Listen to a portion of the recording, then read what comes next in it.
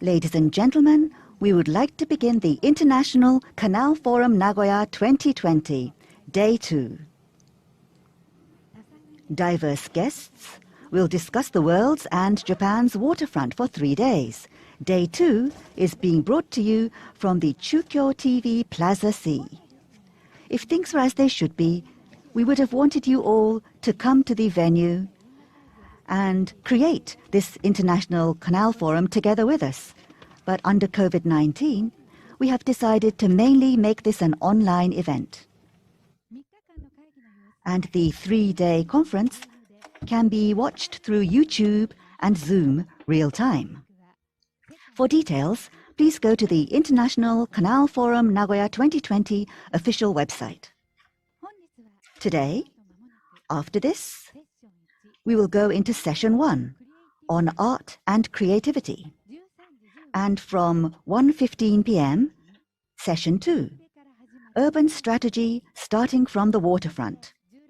And from 4 p.m., session 3, waterfront management supported by citizens and businesses. So let's go right into the agenda. Our first session is session 1, art and creativity. And before we start the session, I'd like to invite our moderator, Associate Professor of the Graduate School of Kobe University and from the Tea House Architectural Office, Associate Professor Osamu Tsukihashi, please.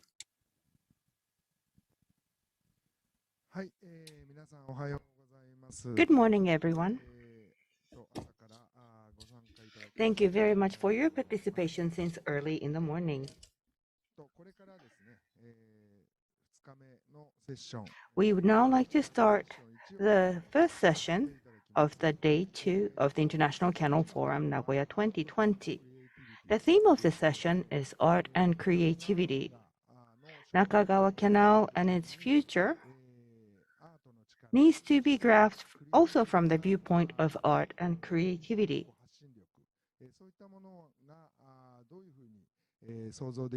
Artistic and creative messages can possibly play a role, as we can see in other projects around the world.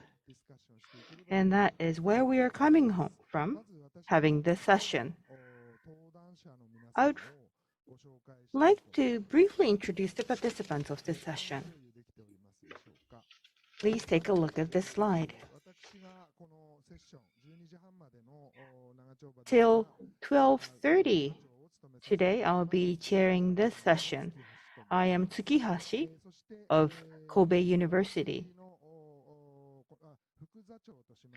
And the vice chair is Professor Taro Igarashi of Tohoku University, supporting me as the chair. And we have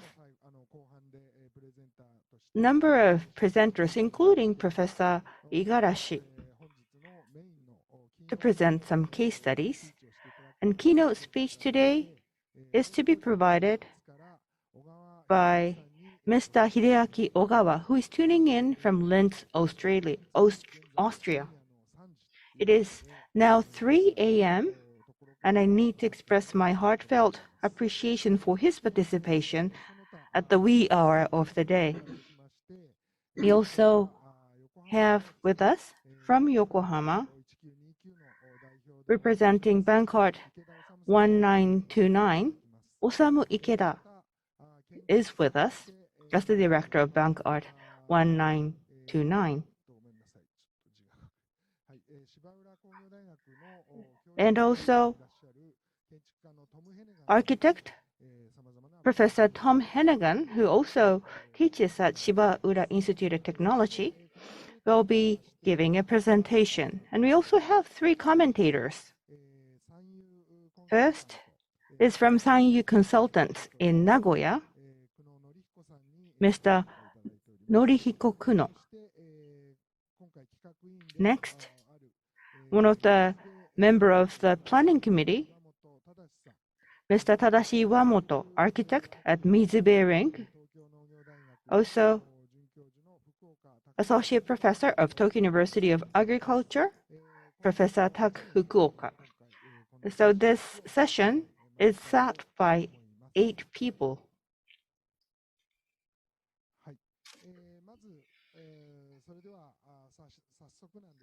Now, without further ado, we would like to give the floor or the microphone to Mr. Ogawa to discuss Ars Electronica, art and creative endeavors. And we look forward to his presentation. Mr. Ogawa, floor is yours. Thank you for your introduction. And I'm trying to share my slides. Can you see? So once again, thank you for this opportunity. I'm from Ars Electronica, from Future Lab. My name is Ogawa. And as Tsukihashi-san was good enough to introduce, it's 3 a.m. in the morning, and I am feeling a little sleepy. But together with you, I hope to have a creative discussion. And my theme today is cultural infrastructure on the waterfront, or cultural infrastructure of a city of water. That's what I'd like to introduce. And in Nagoya, as a new medium, art and creativity, I'd like to talk about how I think it should be. And where I am, so where am I? From Tokyo. It's a little difficult to come by airplane, but Austria in Linz, that is where I am. And this year and last year, for everyone, it's been a hard time. And how are you spending your days? How are you? Probably in a variety of areas. In one respect, the COVID-19 pandemic is not visible. It has a lot of not visible impacts caused by the virus. And what has been the impact?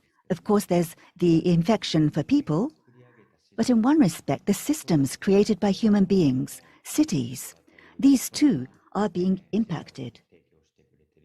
That's the kind of perspective it's giving us. And in this kind of unstable situation, it's not just this virus, a variety of things that we have to think about now exist. We are now in an uncertain environment that we are living in.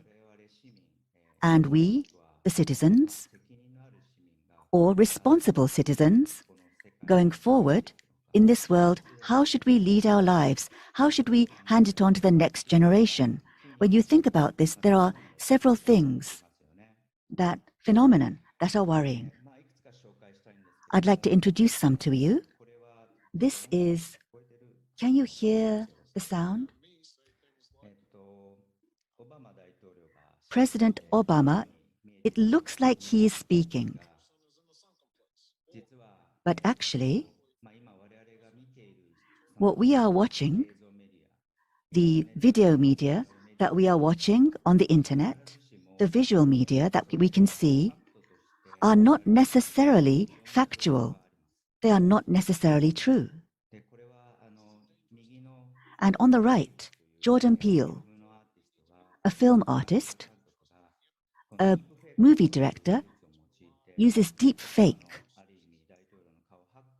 And he hacked President Obama's face, and he is speaking. In other words, what we are seeing, is it true? Right now, when you look at the world of the internet, there are a variety of criticisms or critiques, political use, and deep fake, or we ourselves live in a filter bubble. In that kind of internet world, that's the situation. On the other hand, this is from last year. In the pre-Ars Electronica, award of distinction was won by this work. It's called Google Maps Hacks. What is this? Normally, we use what you might call a life infrastructure. We all use Google. And it collects personal data from all of us, and based on that, it provides a variety of services. And if 100 mobile devices were put onto a cart and moved around, what would happen? So this can cause a traffic jam in the city. Normally, a lot of people use their phones individually, and that makes this system work. But if one person has 100 phones, then they can hack the information system. So regarding the new digital world that's being created, that's the world we live in. On the other hand, from the perspective of information, when you expand it further, so synthetic biology or CRISPR are typical designed animals. And this project is by Patricia Piccini of the IT Center. And going forward, if human beings and so-called other creatures were to mate or crossbreed, what would happen? What kind of ethics do we need to have? What kind of education is necessary? What do we need to think about? We at Ars Electronica believe that art is not just a decoration. We believe that in this kind of way, art has the power to create new dialogue. And the three examples I just introduced, these kinds of things come together in Austria, in Linz. And as you were good enough to introduce, Linz is by the river Donau. It's very old, and there are about 200,000 people. It's a very relaxed city. But on the other hand, I work here on the right at the Ars Electronica Center. And the city Linz, it's a small city, but in Europe, it's used as a state-of-the-art example of a compact city. So why did Linz become such a model? And why are the people coming here from across the world? I'd like to give some hints regarding this. Ars Electronica, the impact it has on the city. From the perspective of education, I'd like to talk about this.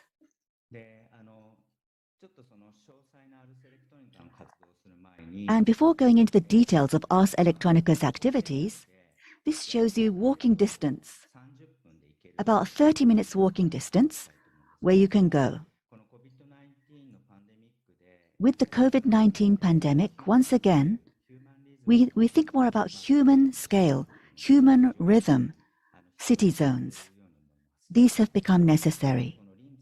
When you think about this in Linz, this area is indeed an area where it has a lot of things inside this area. And here, Ars Electronica exists within that zone. And Ars Electronica, ever since 1979, it sounds new, but for 42 years, regarding art, technology, and society, it's been active under these themes.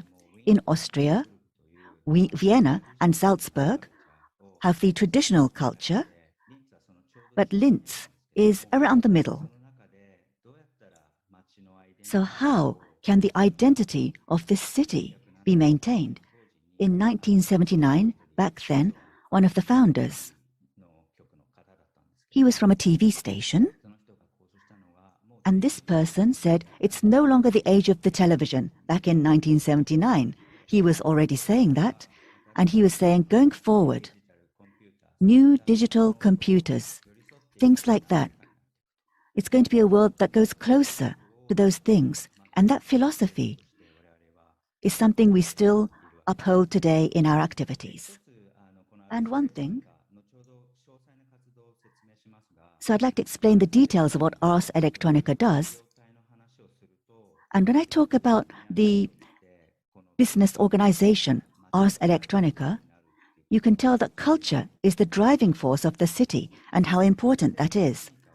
Ars Electronica, as a company or as a business, to general citizens, it educates about the future, gives future experiences, provides this. And in Linz City, if you look at the group companies, on the left, there's Linz AG, which is railways and energy, and Linz Airport. So these are all city infrastructure companies.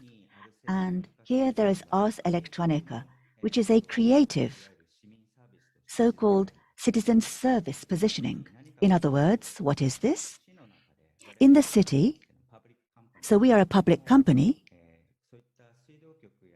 and the waterworks or electricity, power, energy is provided to the citizens as life infrastructure. And Ars Electronica provides future education to the citizens. So it is considered as a cultural infrastructure, which I think is a very unique concept. And I was strongly inspired by this concept that did not exist in Japan. Now, these are the areas of our activities. Ars Electronica have an annual media art festival, and it is known for that across the globe. But in addition to that event, around the year, 24/7, we provide education. Our center, or in the area of creativity, we provide support for artists and creators in the competition titled Free Ars Electronica. And the Future Lab, where I lead, try to help artists and creators that is working on an invention. Now, today's theme of canals in Nagoya, in order to make a positive contribution to today's discussion, I would like to discuss some of the key points of creative infrastructure as we see it. As discussed already, future human resources needs to be developed, and how can they be fostered, and what can we do about it?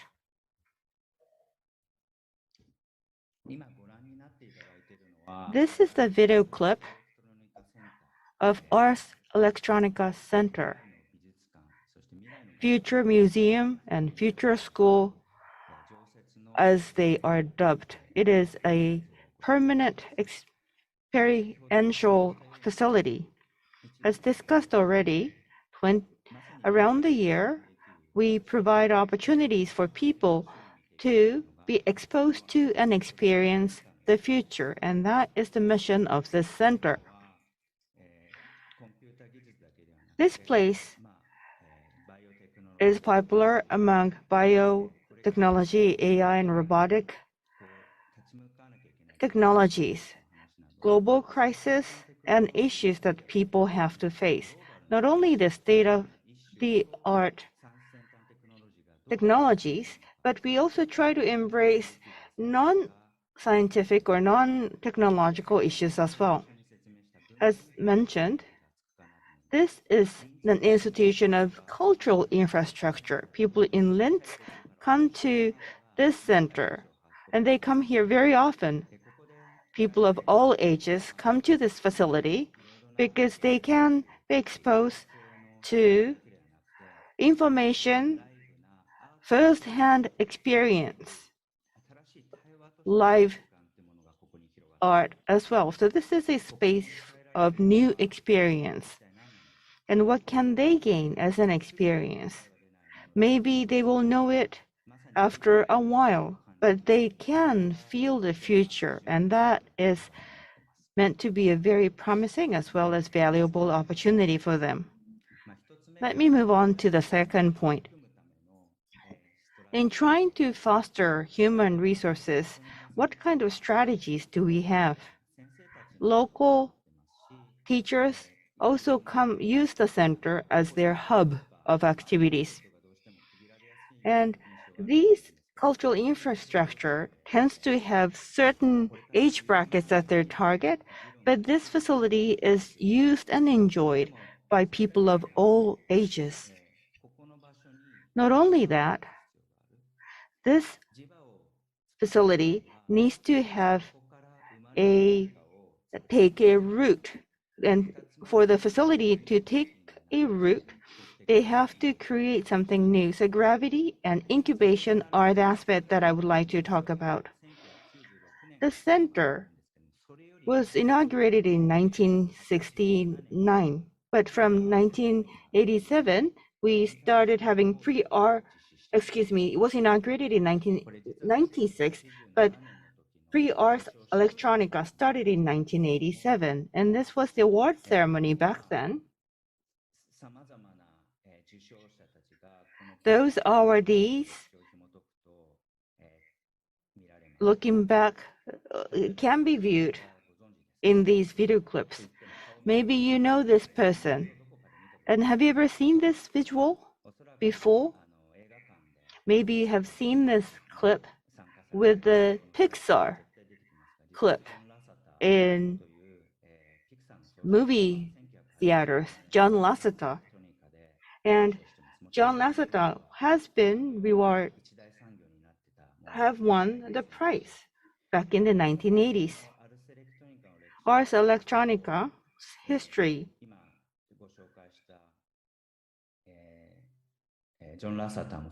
including John Lasseter or Kim Berners-Lee, Hypermedia World Wide Web founder and Wiki founder, also have won the prize of Ars Electronica Awards. And these services were not perceived as commodities back then, but fast forward 20 years, they can be indispensable and innovative commodities. And all these the people at the spearhead come to Ars Electronica.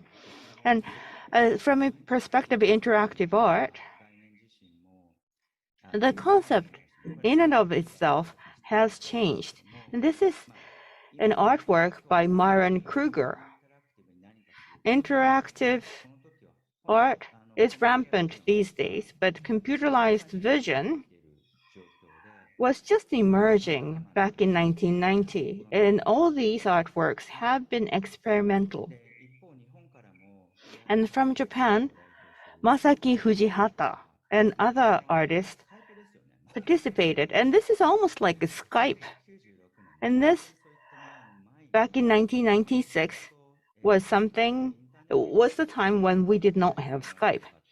So we were exploring, these people have been exploring what could be emerging in the period of internet. From a Japanese context, Sakamoto Ryuichi and Toshio Iwai have won the prize.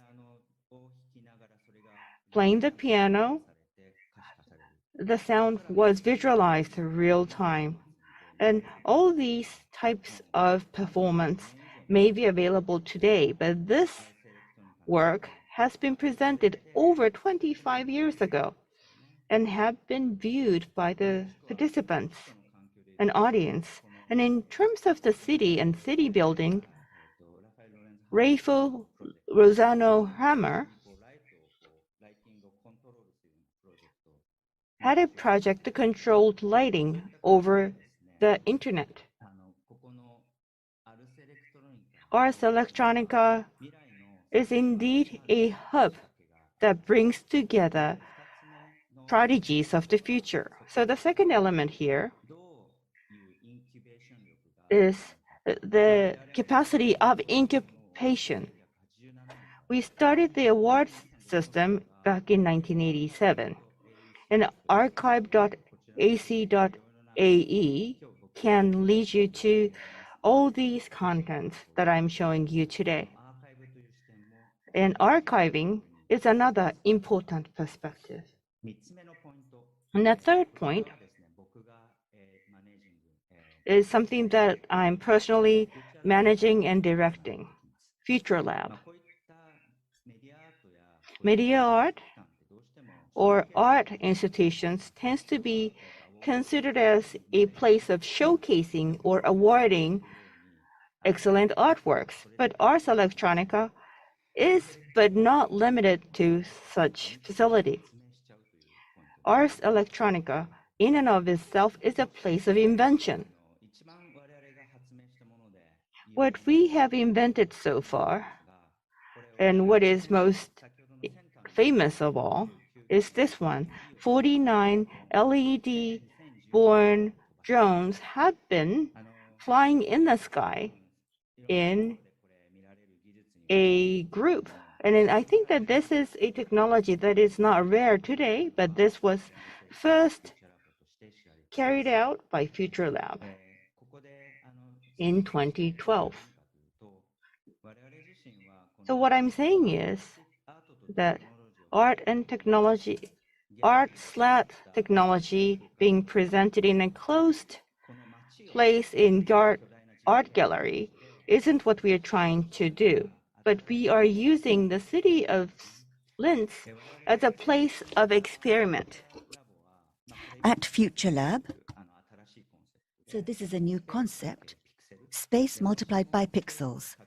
And if space multiplied by pixels means that in our public space, in commons, how will that change?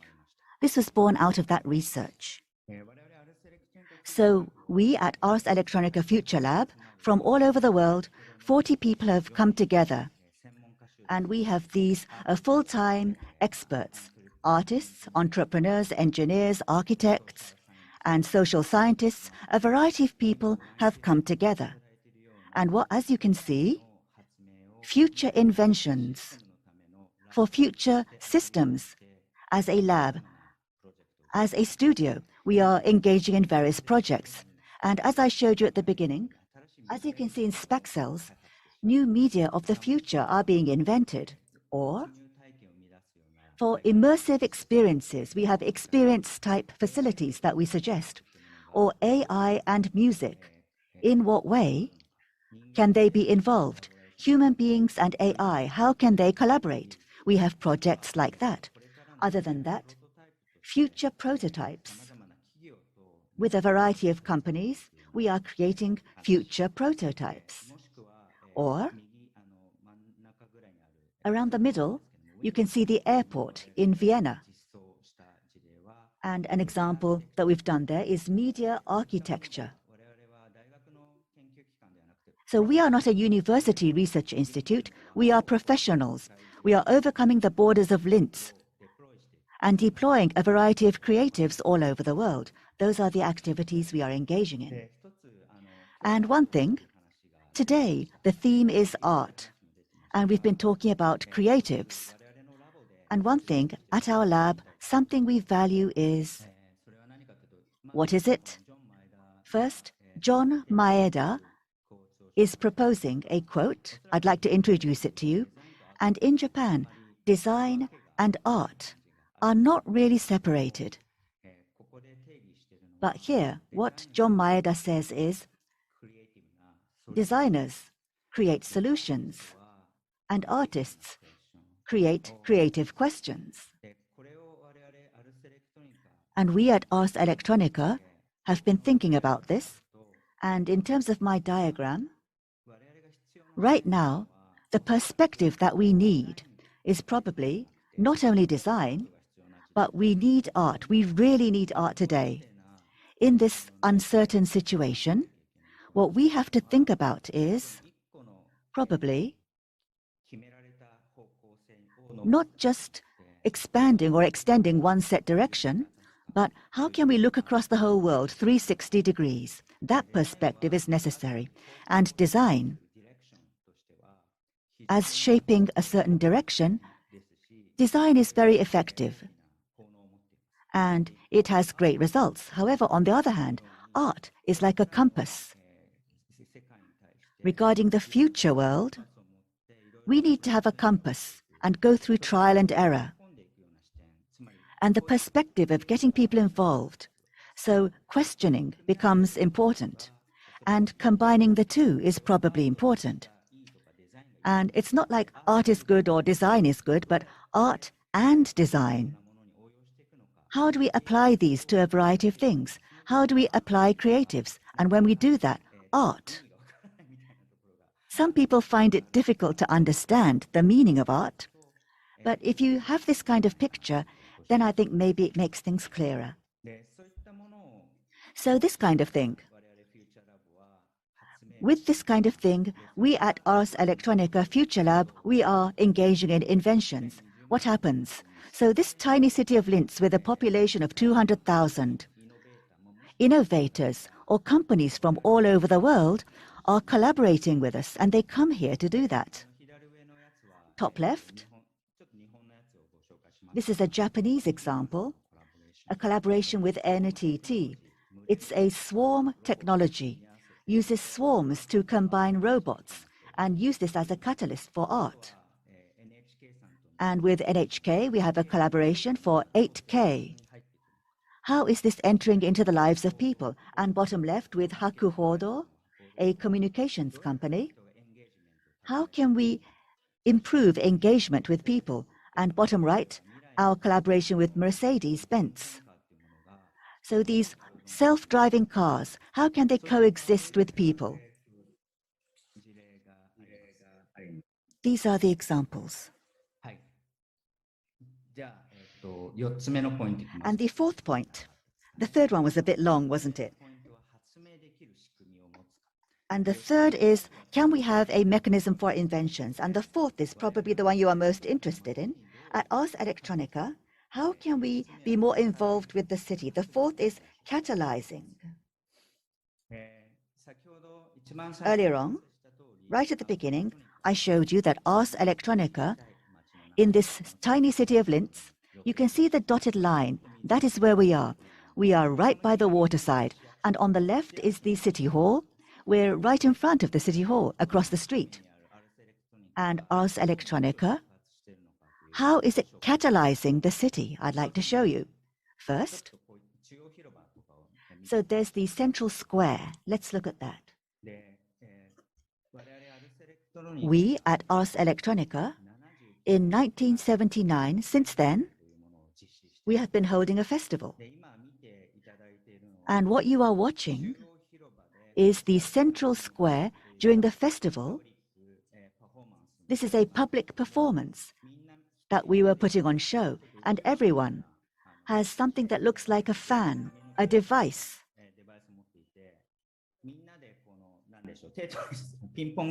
And everyone is playing a game like Tetris, like a ping pong game. And this is 1994. This is what we did back then. So this is 27 years ago. In other words, these state-of-the-art technologies, like I've been explaining, we introduce them in the city, and everyone tests it out together. The artists and the citizens test it out together. And regarding commons, we are trying to update the definition of commons and public. And all over the city, there are things like this dotted around the city. And the second example is a tobacco factory that I'd like to introduce. In Linz, here, maybe the architects. I think there are lots of architects joining us today, and you may know about this name, Peter Behrens. In modern architecture, he had a great impact regarding factories and things.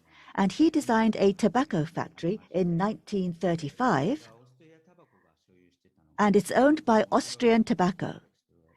And it has an interesting context. JT, Japan Tobacco, acquired this, and in the end, Linz acquired it, which means that it was empty, and we at Ars Electronica, in one respect, right at the beginning, when it was closed down, the moment it was closed down, the Ars Electronica team went right in, and we turned this into an arts venue. And I remember, this was in 2010. It's a festival theme called Prepare, and you could smell the tobacco. And here, museums from all over Linz, collaborators came together. And regarding this supergiant place, we turned it into an arts venue. And as a creative hub, we created a prototype together. It's repair. And as Ars Electronica, constantly, where it looks like something is disappearing, we try to set light to it. We try to get people to realize it's there. And what's happening now? This is the latest situation. In 2010, we engaged in the intervention, and in our discussions with the city, let's make this a mecca for startups. Now, in Austria, the biggest startup base. That's what the tobacco factory has been changed into. And in Austria, probably the biggest publication lab for robotics, a lot of materials, a lot of prototypes are used. It's a giant lab.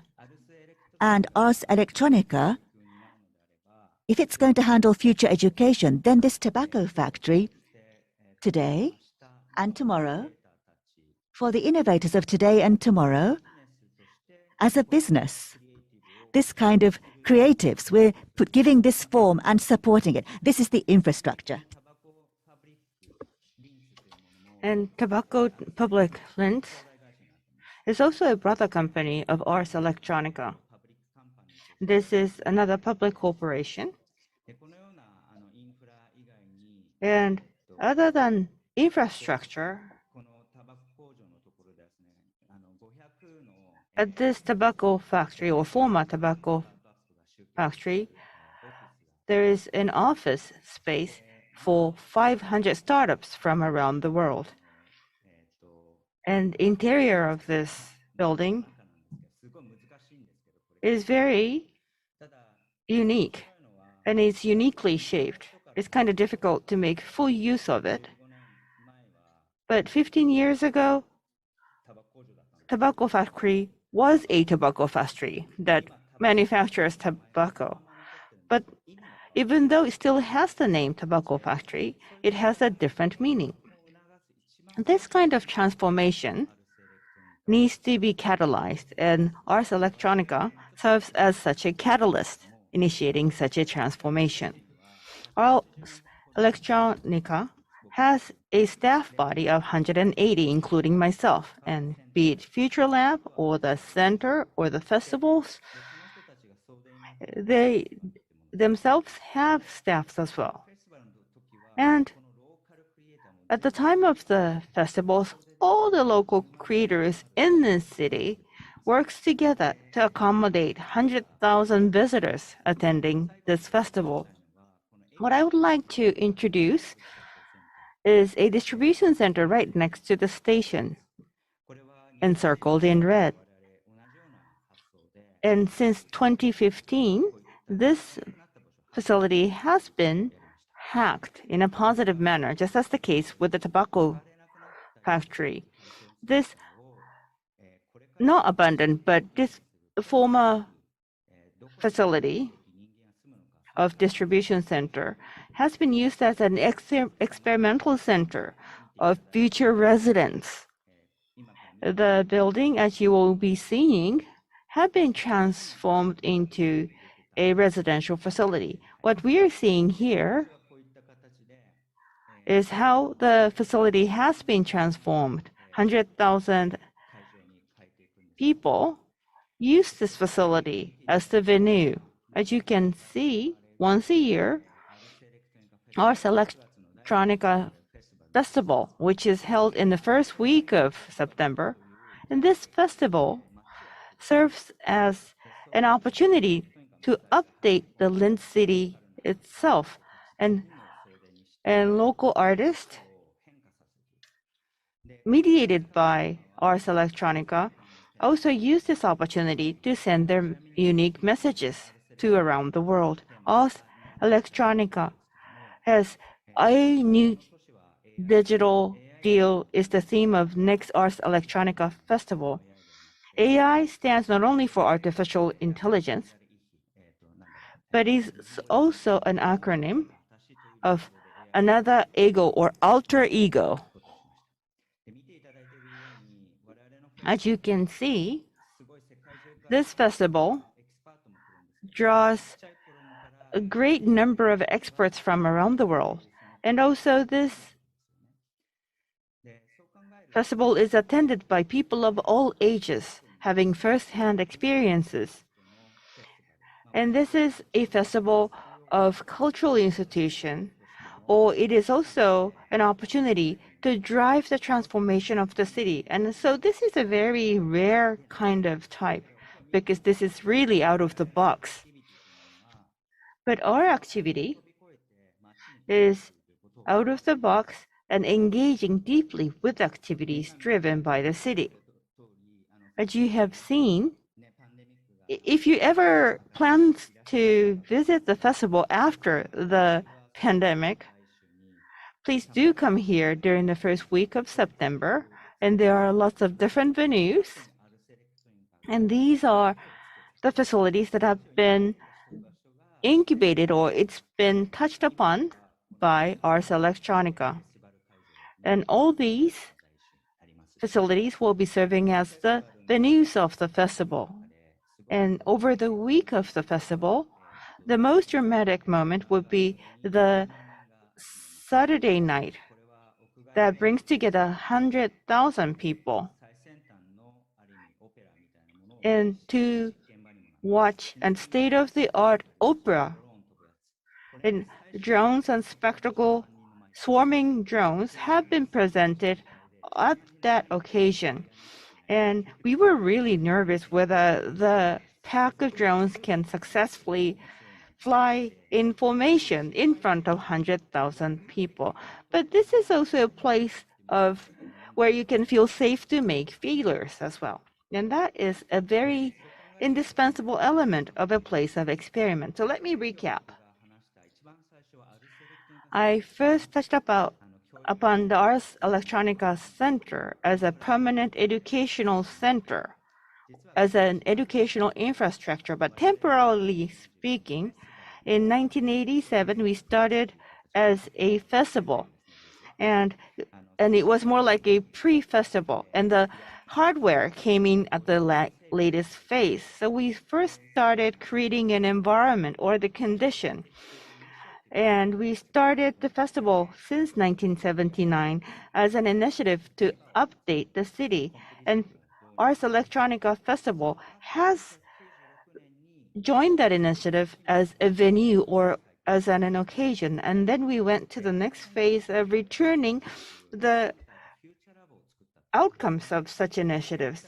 And we also created a Future Lab in 1996. And with the creation of the lab, we have been able to engage global stakeholders.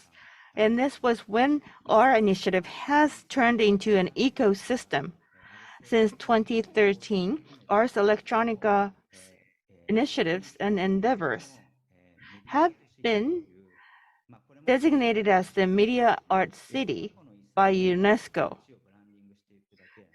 So it is a branding based not on the heritage from the past, but for the heritage to be made in the future.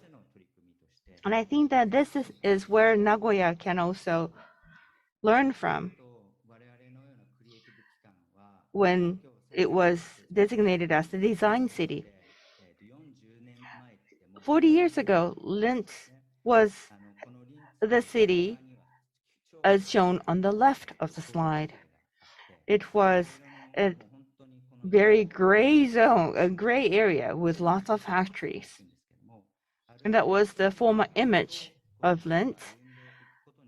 But thanks to the activities and endeavor by Ars Electronica, new culture had been created. And it matured as it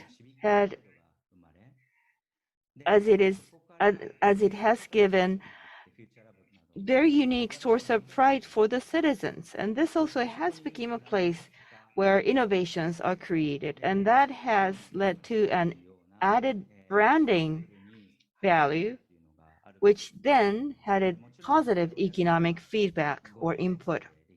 And this is something that cannot be achieved over a short span of 5 years, and we have spent 40 years. And we are still in the process of working. And I think that this is a very interesting case when you explore the new opportunities or new types of city building.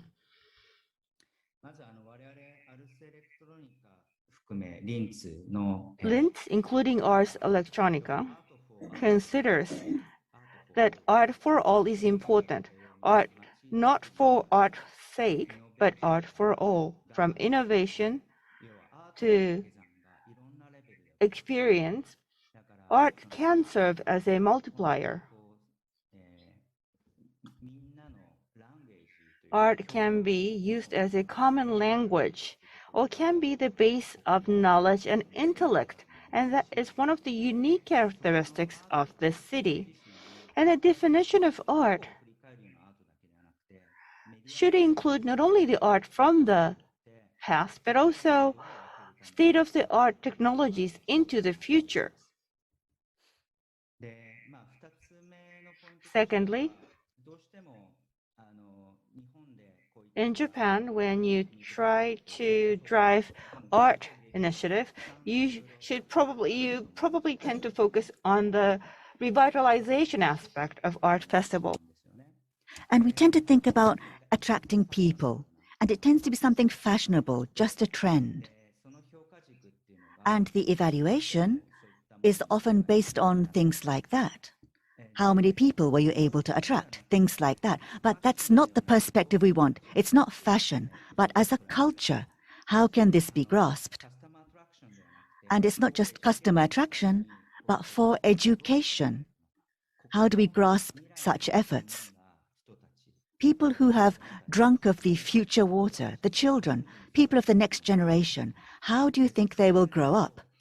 When you think about that, as a fact, in Austria, a truly innovative leader, many of these leaders are being born from Linz, and they are now globally active. I hear that a lot.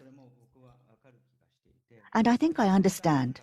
But what's important is, when you try to build a city like this, when you try to plan a city like this, you tend to think about the framework of the city. But how can you move on from the discussion of a smart city to the discussion of a smart citizen? The city, top down, like God, should not be created, but the people on site, how do you build together with them? And the tools that they need,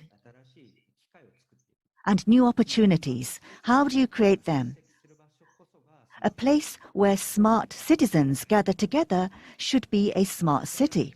Can we not change our way of thinking to this way of thinking? I think that's important too. And lastly, the 21st century, as we are facing right now, there are a variety of social things that we have believed in that are now wavering. And this is happening across a truly large number of areas, and maybe the concept of a country or state. 20 years ago, we didn't know what would happen, so this may change to a different concept. But when that happens, what's important is, probably, on a human scale, we need a place where we can be involved with each other. So once again, the city or the town, units like that are going to become more important. In the past, including in Japan, made in Japan, or made in China. As a country, that was a unit. People tended to focus on the unit of countries or states. But how can you be inspired by that city and create something new? And from there, what kind of new, better, more human lifestyles. How can we create those? And I think the city as a place to do this will be needed. And Nagoya, too, probably already has a lot of such elements. I have visited Nagoya several times in the past, and I have given presentations like this in the past, too. So Nagoya already has a lot of elements. How do you review them as an ecosystem? And not just made in Nagoya, but how can you get global innovators to gather together in Nagoya and be inspired by Nagoya? I have great expectations that Nagoya will become such a city. And that's all from myself. Thank you very much for listening.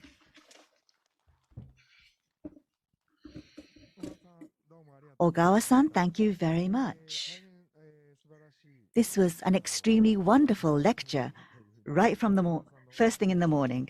For Ogawa-san, it's late at night. Thank you very much for staying up for us, but please stay with us just a little longer. First, regarding Ogawa-san's lecture,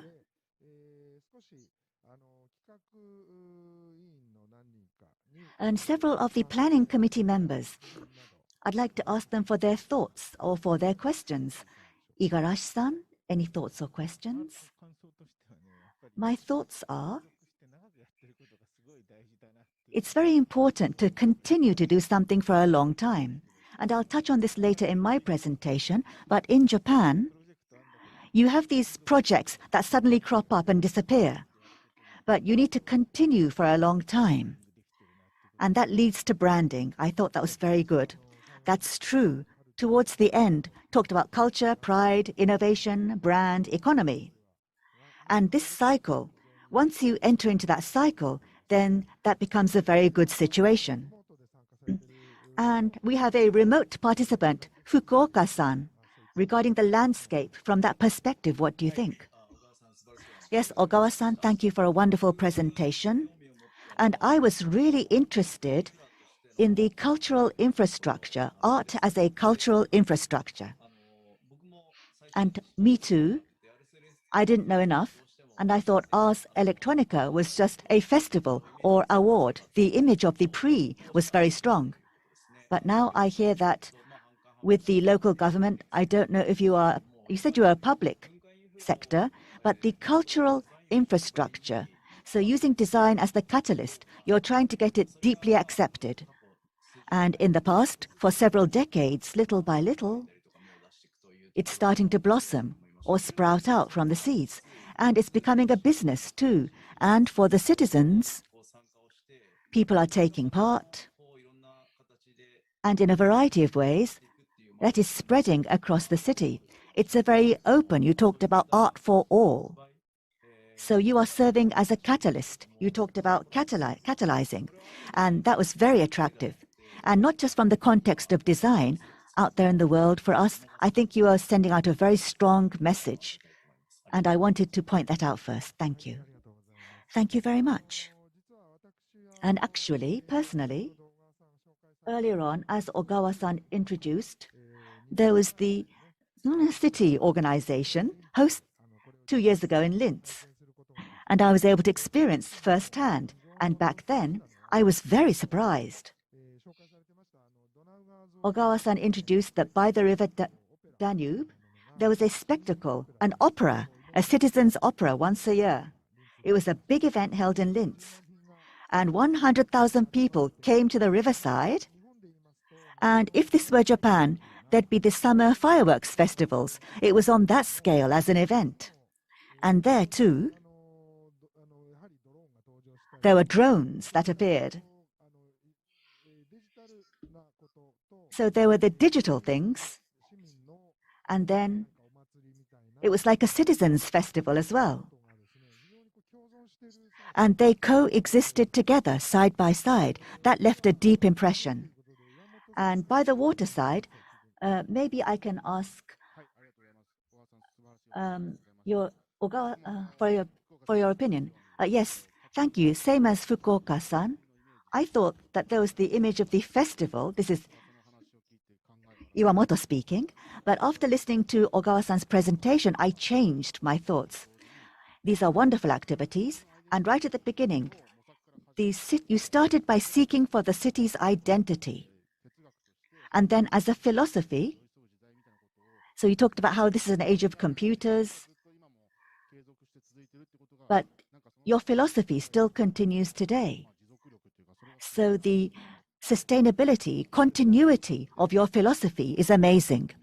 And targeting the future, a world that no one knows about, for the citizens as well and for the creators. In deploying this, it looks like the citizens and the creators are learning together. So it's not like learning from someone else, but actually taking part yourself. A place that makes you want to take part, I think, is creating this ultimate place for this kind of thing happening. Yes, thank you.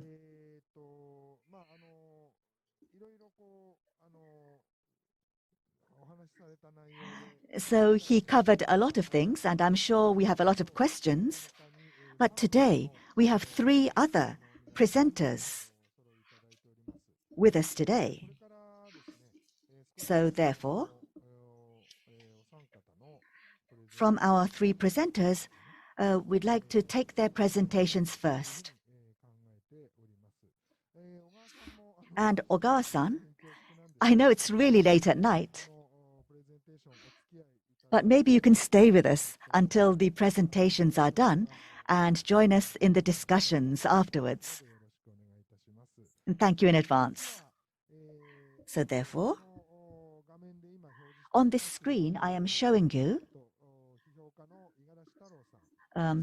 Taro Igarashi, critic, and Bangkok 1929.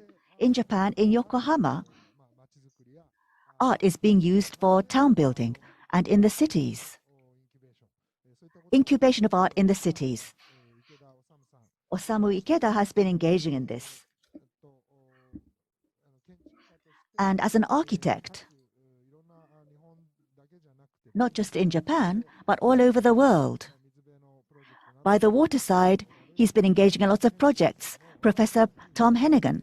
These 3 presenters will give us short presentations. First, I would like to give the microphone to Professor Igarashi.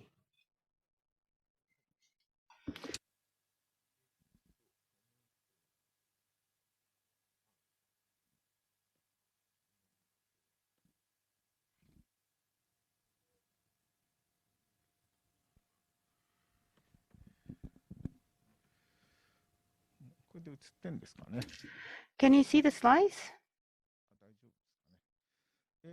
Hope you can see it. Now let me make a brief presentation.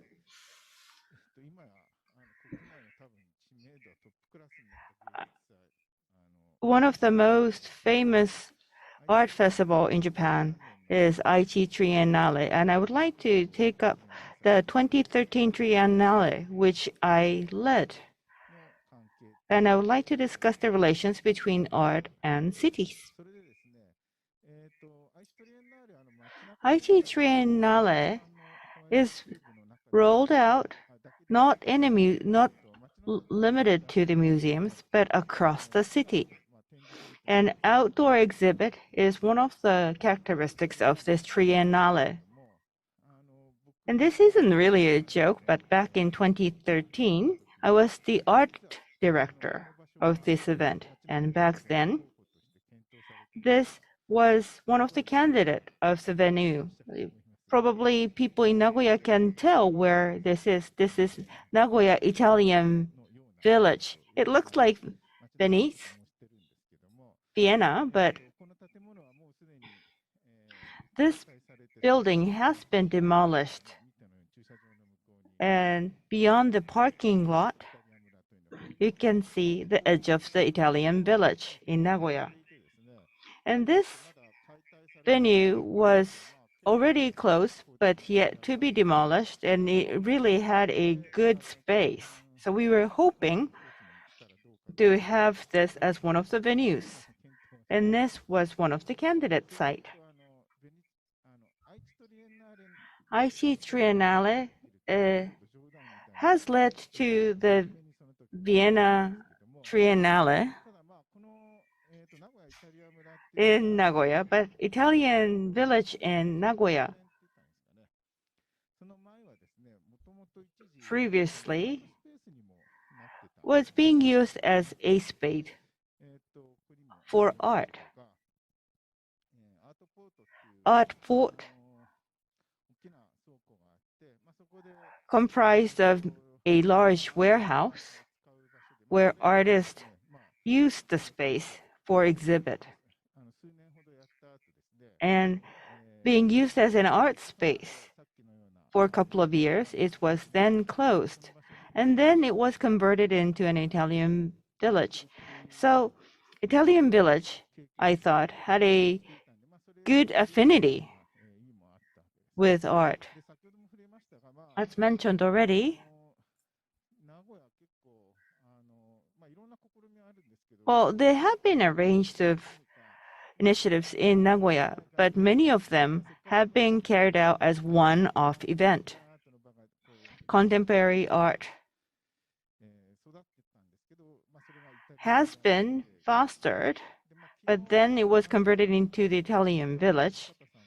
And as Ms. Shikata discussed yesterday, Aichi has a ground of art and human talents. So in that sense, Nagoya has a good potentialities, but that has not been fully tapped yet, unlike Linz we just saw. And worked as a director, art director of Aichi Triennale, we thought that that was something that was rather area that needs to be worked on. And this is Vienna Biennale, which is sprawling across the city as the venues. And as you can see, all these new venues have been added, as shown in blue dots. I'm not an expert in Vienna, but architectural exhibit is something that I visit on a regular basis, and I also visit art festival as well. So every year I went to Vienna. This also has the largest scales of art as well as architectural exhibitions in the world. So I have been there many times.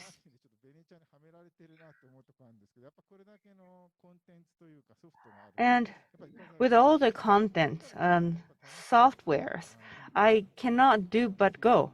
And once you're there, you can really enjoy the occasions. It is really extraordinary and different from your everyday life.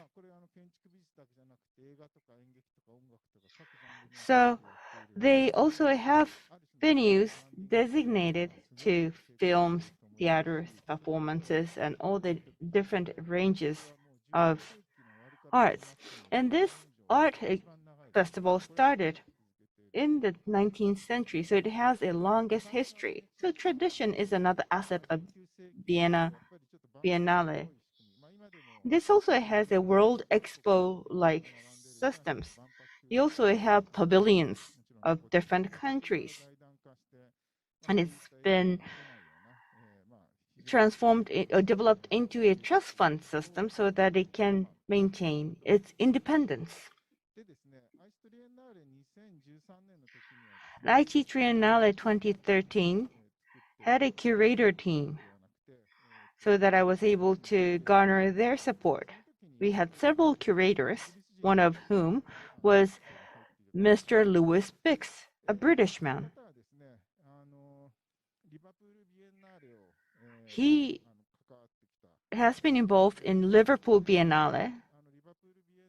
Liverpool Biennale is a biennale that puts art in and across the cities. And because we benefited from his experience, because Aichi Biennale 2013 started putting art across the city outdoors.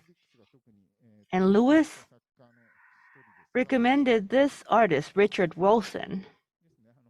Nayabashi, along the side of Horikawa River, had a former bowling stadium warehouse, which is already demolished, unfortunately. And this facility was not functioning as a bowling alley. But inside, you still were able to see those alleys. And those hidden bowling lanes were coming in and out, and it is a large-scale installations. And that was one of the exhibit put by Richard Wilson. And the same artist had this artwork in Liverpool Biennale, and Louis Bix recommended him or referred him to us. And I think that this was a building that was meant to be demolished, and he just cut out a large circle that flips around. And this was something that he tried to do in Aichi, but we weren't quite sure if we were able to maintain the earthquake-proof property after adding such an alteration to the building. So he couldn't do that. Liverpool Biennale is something that I haven't had an occasion to visit personally, but outdoor artworks, many of them are related to waterfront and activities in the waterfront as well. If you take out the map, you can see installations are placed across the cities, including the water side. Aichi Prefecture also, this isn't really within the city, but across the rural areas in Aichi.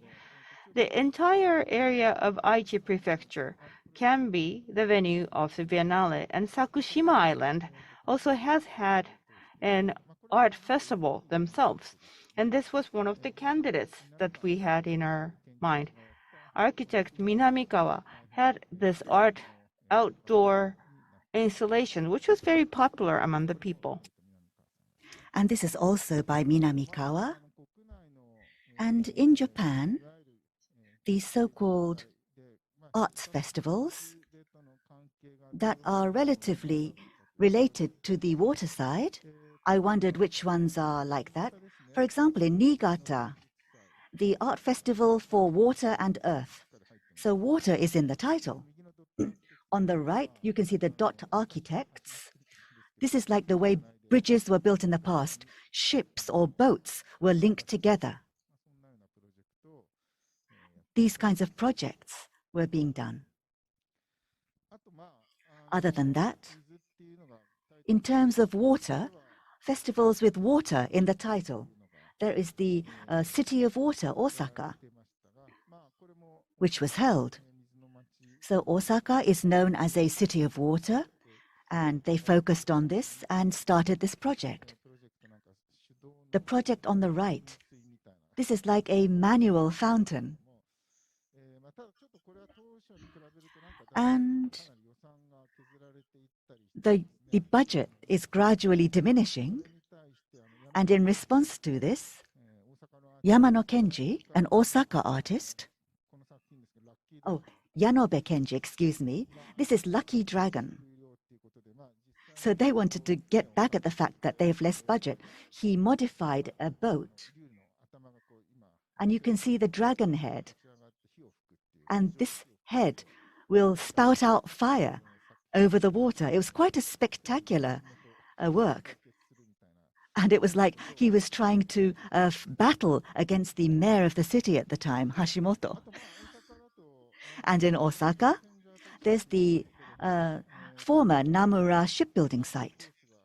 An art space since 2004 has been used, including for events. It's now become a creative center. And in the initial stages, I was taking part. And there are spaces like this in Osaka, by the waterside. And also in Osaka, this is by the Kizugawa River, a young architect, Iwase-san. In civil engineering, this is quite unusual, and young architects were involved in these areas by the water, civil engineering. And civil engineering has long life structures. And by building this, in the past, there were buildings that faced away from the river. But now, long term, maybe we're going to see a switching of front and back. This has only just started, and with the local residents, in a variety of ways, we have mechanisms for getting them involved. More than architecture, the possibilities and potential of civil engineering. So gradually, we can take time and change the structures in the area. So that is where it will probably be very impactful. Other than that, this is in Seoul, in Cheonggyecheon, a project there. There used to be a river here. The river is now gone, and it is rather artificial, but where a river used to be, they are revitalizing a waterfront. And this was strongly supported by the mayor. And they are trying to change the front and back of the city. So the river was completely gone. But now, so back then, it was like in the backyard. But now this is coming to the forefront. And in the set location, an Oldenburg artwork was set up. So public art in Seoul is something they've been emphasizing for a long time. You do see public art across various places in Seoul. And this is also in Seoul, the Hangang Renaissance by the riverside in Seoul, including cultural facilities. There are a variety of facilities that they are building. That's something they're trying out. And this is... So boats have become architectures. In Paris, there's the Azure Flottant. On the River Seine, it's still anchored there. A Japanese architect, Endo was involved in this for a long time. And by the waterfront, this was used by refugees as ajir. This was like a temporary refuge for them. And once the renovation is done, this can be used for exhibitions as a cultural facility. And for a long time, this has been anchored on the River Seine. And in thinking about boats and architecture, it's very interesting. And this is an architect was involved in this boat. Louis Kahn has been engaging in this project. So this is a boat for music players. And as you can see, musicians, an orchestra is riding the boat and comes to shore and performs. And this has become quite dilapidated. We hear news that it's in danger of being discontinued. I don't know what's happening today. And there's a pool on the water. This is also on the River Seine, Josephine Baker Pool. From the side, you can see people swimming. This is on the River Seine. And yesterday, there was a lecture by BIG. And in Copenhagen, the water quality is much better. And they have a project for a pool on the water. So there are lots of spaces like this. Do I still have time? And there are several examples that I have prepared. By the water, art spaces. There's the Tate Modern in London, very famous. It's a former power plant, and this is Busanson by the river. There was a warehouse, and they renovated it, and this is now used for music and an art center. Kumakengo did the renovation. So by the water, cultural facilities in various parts of the world, there are lots of renovations being done. That's all from myself. Thank you. Right, that was from Taro Igarashi. Thank you very much. And in his presentation, he gave us a lot of examples. By the water, the non-everyday life. By the waterfront, the characteristics. And in the city, the front and the back. On the waterfront, it's very easy to create that. And through development, through events, you can see a flip of the front and back. And on the waterfront, towards the end, you talked about the orchestra, the floating orchestra on the water. And the waterfront is a relationship of watching and being watched. That relationship can be born. There's like a sense of drama that you can feel. That's the kind of space it is. And I think those were the hints that he pointed out. Next, the next presenter, Professor Tom Hennigan. So would you like to introduce your project to us, please? Hi, and provide us with your ideas? Thank you very much. I'm going to talk about, of course, architecture that I've done at the water's edge, the edge of the sea or the edge of a river. I'm also going to talk about the work done by my students at Tokyo Gaidai in a rather brilliant design for the sea edge at Palermo in Italy. And I'm going to finish by showing projects, waterfront projects that I did when I was 27 years old in London, my final graduation year. So it's a bit of a mess. There's no coherent theme to what I'm showing you, but it's kind of work that I'm proud of, even though some of it was from when I was very young. So this is one of a series of projects in Toyama. It was called Machi no Kao. It wasn't art. It was to create an experience for the local people to work alongside architects, and for them to then, by doing that, try to establish an identity for each, sometimes very small village and sometimes small town. But it was to introduce local people to the idea of working with people from outside their area. This was a screen which filtered the view of Toyama Bay behind.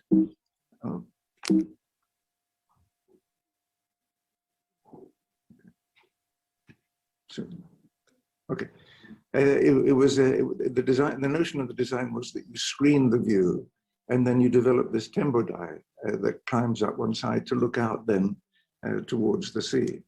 This is what, and the reason for doing that would be because of the mirage that happens regularly in Toyama Bay. This is a view of a ship that's flipped upside down because of the effect of the hot water in the bay. Sometimes the mirage creates a feeling of great depth when there is very little depth. And sometimes buildings appear close to the sea that are very distant in the background. But really what people are looking for in the sea when they go there is the Hotaruika. Not by no means as big as in scale with the photograph of the tembodai, but they're small creatures who, when stressed, produce very brightly fluorescent blue light. And so the way that this project works is you climb up a gradual slope up to the top to a little steel box on the top of the wall, and then you look out to the sea beyond. You look out, sometimes very romantic day, sometimes very sad or melancholic view. But this man had the right answer. I was up at the top of the tembodai looking out at the sea, and he came up and he put his hand to his head, just as you see here. And I quickly photographed it because for me, it was an important part of designing next to the sea. The reason it was because there was only one curved line in the whole of the project. You can see it in the bottom photograph. And his hand is being put in a position similar to the way that the curved steel plate shadows the glass at the front of the tembodai. And you can see my drawing now for the builders to explain that I wanted, in the bottom right-hand corner, you can see I wanted, explain to the builder that I wanted that curve because that was a significant position for sailors. because the traditional dance for sailors or fishermen is this one here, the sailor's hornpipe, where they place your hand above your eyes repeatedly again to music. So it was trying to take a cultural habit, a cultural some aspect of moving your body that is particular to the function of these fishermen and sailors, and making that part of the building.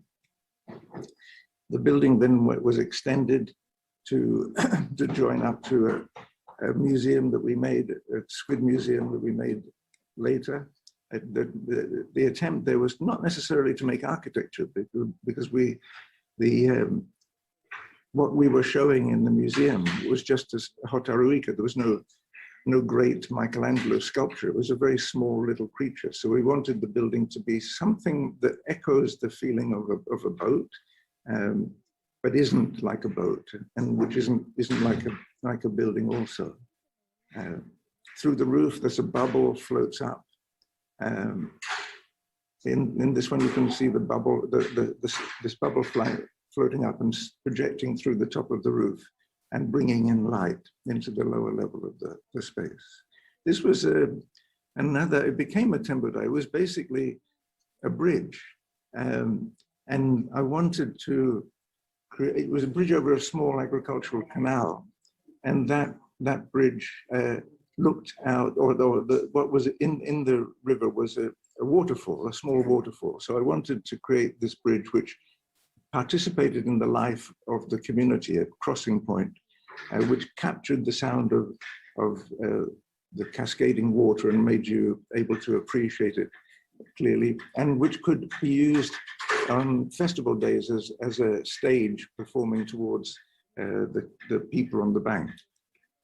So the very simple bridge, the metal cladding meant to be echoing the shape of the stones on the wall. And here you can see the waterfall, little waterfall, with the ears of the tembudai catching the sound. And on festival days, it becomes then, as I said, the performance space. The town wanted to, my parents were Irish, and so they were trying to get a band to play that was Irish, but they couldn't. They could only get Scottish, which was near enough, I guess. This is in Berlin. This was a project we did with Manu Kumar, an artist. It was one of those projects which I think Igarashi-san was talking about. A lot of people were talking about projects which have been set up to have a number of projects which comprise the whole artwork or the whole program. So in this one, the city government was trying to draw attention to the fact that Berlin was very much a water city. And so they invited 12 people or so to come and make projects in connection with the waters, the rivers that pass through the city. In this one, we made a kind of, we used the reflections and the shadows that are caused by the bridge. And what happened was that occasionally you'd get a perfectly smooth surface of the canal, and which every city, this of course you can see this is a map of Europe. So sometimes the water would be so smooth you could read it exactly like a map. And sometimes your ambition for the unity of Europe would be the kind of made a mess, would be not functioning because of the water, of the movement of the water. So sometimes it talked about the community of Europe, and sometimes the image was distorted. And the main image was made out of, or the main image of Europe was made as a composite of plans of Los Angeles and plans of Beijing. This is the project that I did when I was a teenager almost. It was placed on the edge of eastern England. And it was, Peter Cook, Archigram, was the teacher, and he brought us to this place, mud flats, an area very little happening. But he wanted us to carefully sense the characteristics that we would find there. And one of the main characteristics was the mist that occurs on the surface of the water as the temperature drops. And another characteristic was that in this very quiet place, there were bursts of jet engines every few minutes. There's an American Air Force base in this valley. Then we had to make a design for this place, and I didn't feel any great notion of what we should do there. I just had a hunch that the answer was in unidentified flying objects. I didn't see one. There was no rumor of one. I just had the feeling that in this place, with the loneliness of this area and the strangeness of an American Air Force base and the jets blasting off every few minutes, I just felt there would be some trace of mystery. So I read all the local newspapers, and there was no suggestion of unidentified flying objects, just a lot of suggestion of boat festivals. And so I imagined the design of a boat festival on the river, and jets flying through, and yachts and tents. And I remember that this tobacco company, Consulate, at the time was pushing the relationship between tobacco and nature, as if it was a true thing. You'll be cool as a mountain stream if you smoke these cigarettes. And all of these advertisements were framed by beautiful views of landscape, fake landscape. And so I imagined making a... これは偽の風景ですけれども、そういうものを宣伝に使っていました。 Is that my timetable? No, okay, I'll keep going. And so this is the layout of my village. This is the notion of floating. If you haven't got a boat, you might have a tent and put it on a sheet of polystyrene. And the mist, I thought maybe we can project images onto it, and that like this. And then there will be one major performance space where the projection on the mist would be part of the show. And then it would always come to an end with the kiss in the fake fireworks. But as it so happened, suddenly there was the announcement that there were UFOs in this district. There were this is what the American Air Force Base colonel saw: a floating circular with triangle space on the top, flying through the trees around the airport. These were images of things that I thought, if you're trying to make some experience next to the canal in Nagoya, which is such a huge place, you needed some. When you have to talk about landscape, you need something very significant in scale, or you need something very significant in comfort. And these are my favorite chairs in the world, and it's wonderful. And that alongside the canal in Nagoya, the shape of the almost like Sydney Opera House forms could be beautiful. This is the grand mosque in Kuala Lumpur. It was a hot day, and it was so wonderful that you can lie on the surface of the marble base and look up and watch the sun reflecting on the surface of the water up onto the ceiling above you. I thought that was just, it was a very minimal, very simple, but amazingly beautiful experience. This is Bangkok, a fisherman's base, and a typical form of fisherman's place in Bangkok. This is a garden of generally a water garden in Fort Worth, which I liked very much. That it was not a sculpture; it was a landscape. And this is the final thing I show you: the project done by my students. They were looking for reviving Palermo in Italy, and my students noticed that when you demolish a boat, it's like demolishing a major building. The shapes that we as architects enjoy, the Zaha shape or all of the elaborate forms here, are all the natural result of demolishing and cutting the ships, and that my students wanted them to transform that the slice of a boat became an art museum, another slice became an aquarium, and so on. And the final big slice here became an opera house.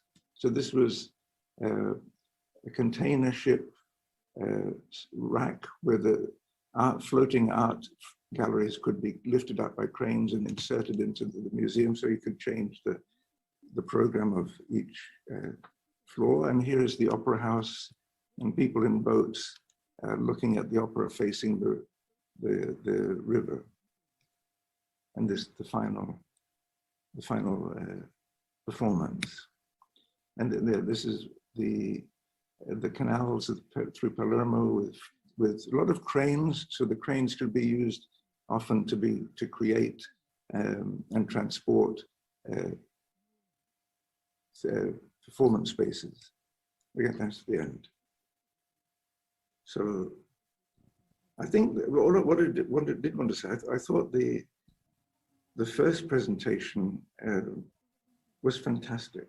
The Linz project.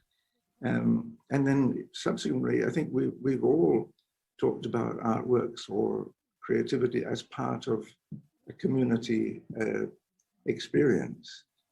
And I think that's something that we tried in Toyama to do. And I suppose Kumamoto Art Polis, they tried to do all this idea of not just producing one object, but influencing the whole development of an area by several independent artworks or creations. And I think that's a really promising idea of not seeing the art as being separate from the community, but seeing them as important parts of each other.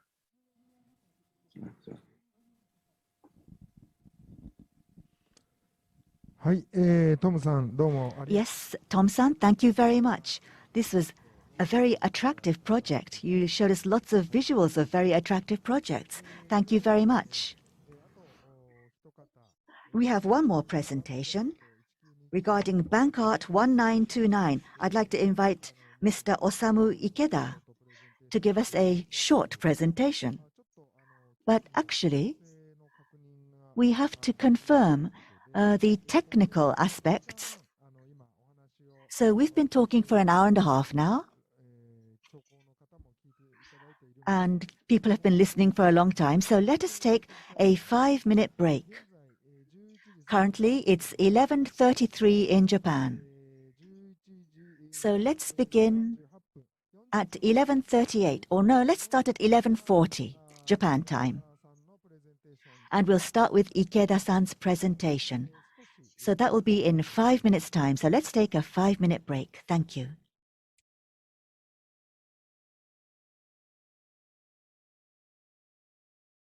Ladies and gentlemen, it's 11:40, so we would like to continue. And earlier on, Tom-san's project was introduced, and he talked about how by the waterside, there's the theatrical aspect, or in the city, the reflections,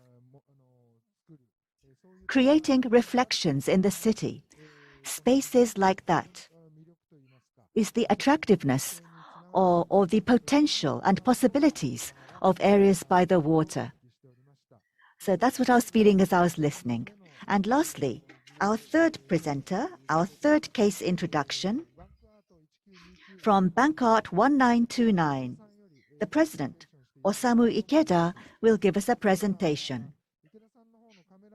And Ikeda-san's camera is out of order, so we cannot see his face, but we can still hear him. So let's listen in to Ikeda-san. Ikeda-san, are you ready? Can you hear me? Yes, we can hear you. In that case, このタイトルのようになぜバンカー so this title, Why Was Bank Art Born? This is what I would like to talk about today.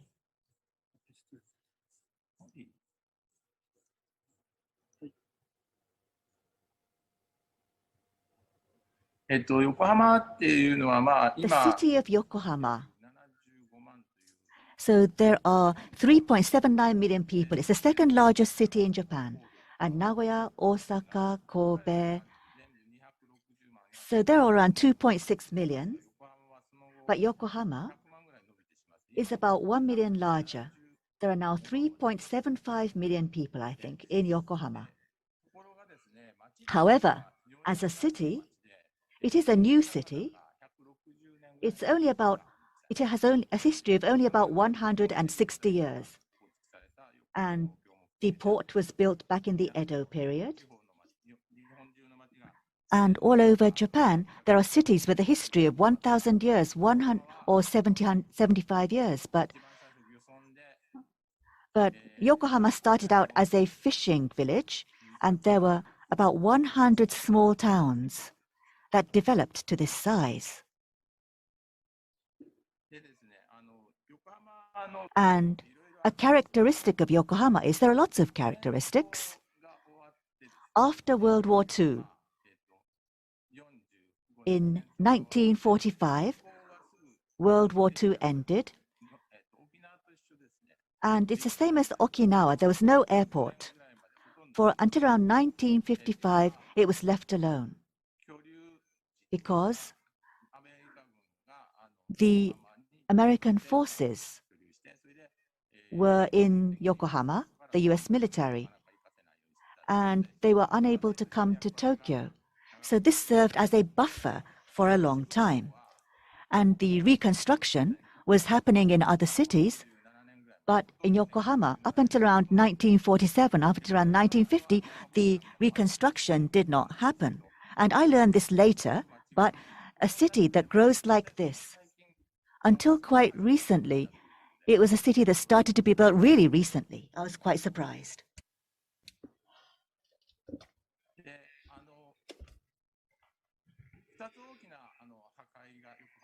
There are two major devastations.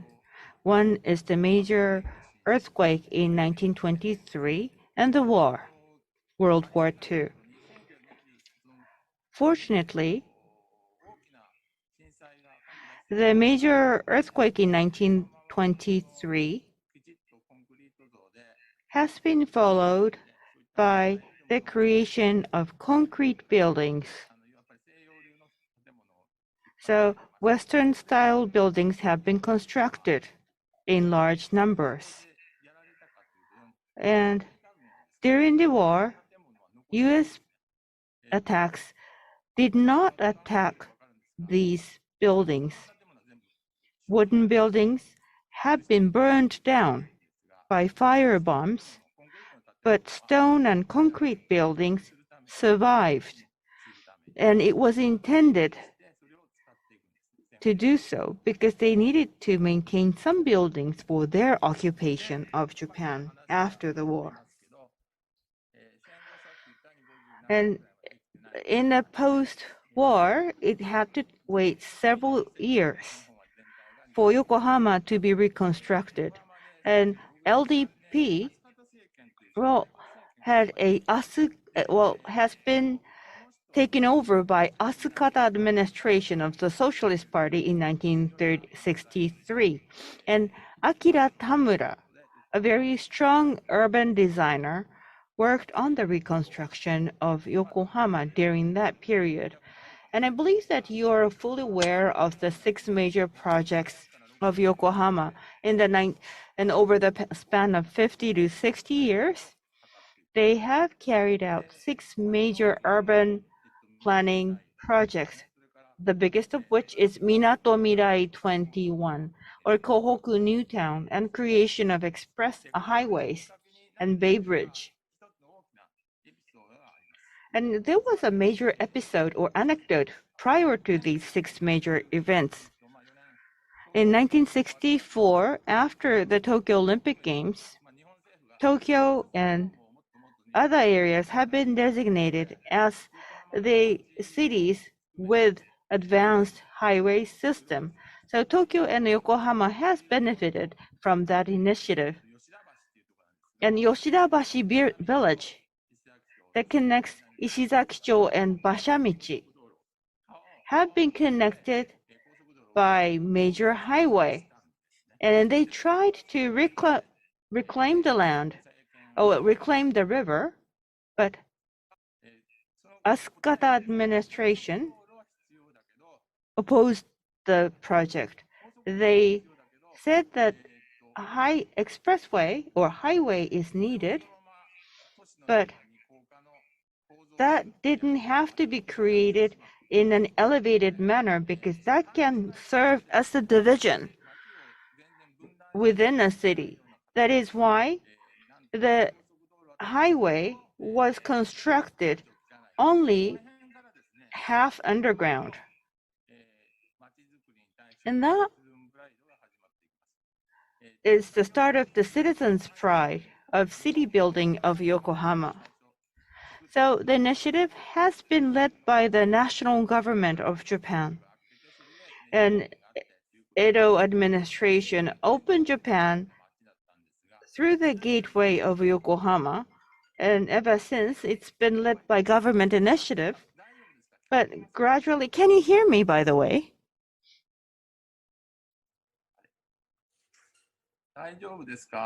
Can you hear my presentation? Yes, we hear you.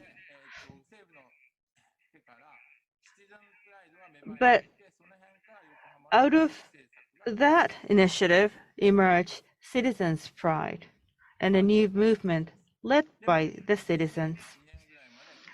And up until 2002, Yokohama has gone through a major process of transformation, getting bigger in size. And Yokohama also developed itself as the bed town of Tokyo. And that developmental phase lasted for nearly half a century. And there, Akira Tamura, urban designer, has been followed by Takeru Kitazawa, another urban designer, under Nakata administration that started in 2002. And Creative City Yokohama was the concept initiated under the government of Mayor Nakata. And this concept has been introduced at the final stage of the development. And they were trying to renew the impetus of that initiative.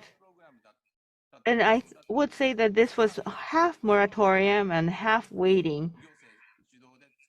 The project had been primarily led by the administration or the government over the past half a century. And then they just paused and given it a second thought as to how they want to develop themselves going forward.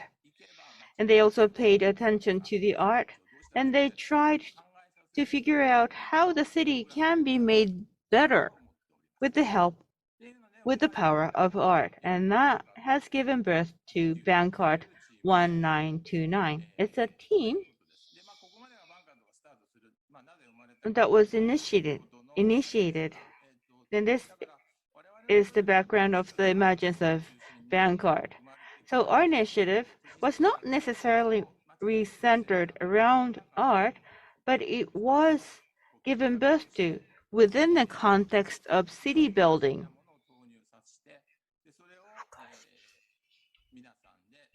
And it was more like a project through which citizens tried to explore the answers to.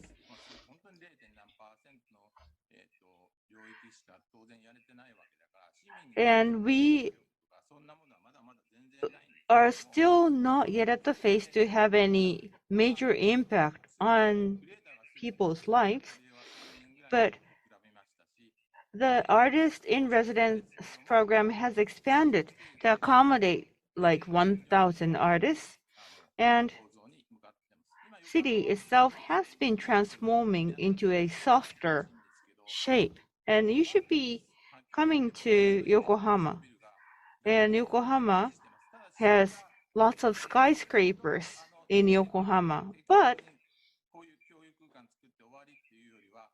this project is not a one-off project, and it is maintaining an open door policy, and it is open till 11 p.m. and it is also open on weekends as well. So the city is opening itself to the citizens, and we are not claiming that that was the outcome of our project per se, but I would say that we are into a right direction. Art and design and other areas are within the scope of our activities, but we are not in haste. Rather, we want to provide a breadth for thought for people to think about the quality of lives, be it their homes or be it their streets. Can you hear me? Yes, we can. And I would like to conclude my presentations at this point. And these are the slides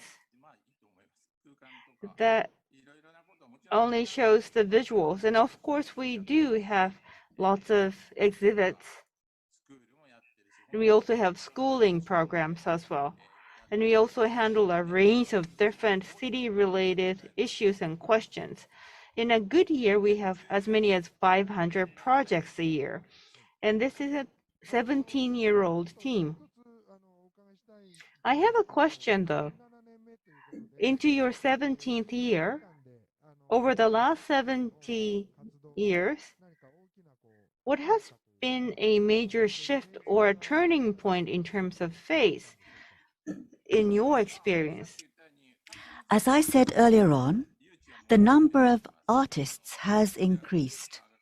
The creators are active in a lot of places, and there's a lot of administrative related work as well, but that's one big thing. And another thing is, as I said earlier on, in the city, the way cities are built. Before, it was very solid, stiff, fixed, high-rise buildings. But now, they are trying to open up the first floor to the citizens. And they are using the land-to-building ratio quite well. So we're seeing a new type of city building emerge. I see. Yeah, the sound gets cut off a little bit, I think, but... Right. Okay, in that case, the sound situation, sometimes it looks like Ikeda-san's getting cut off, but I think his presentation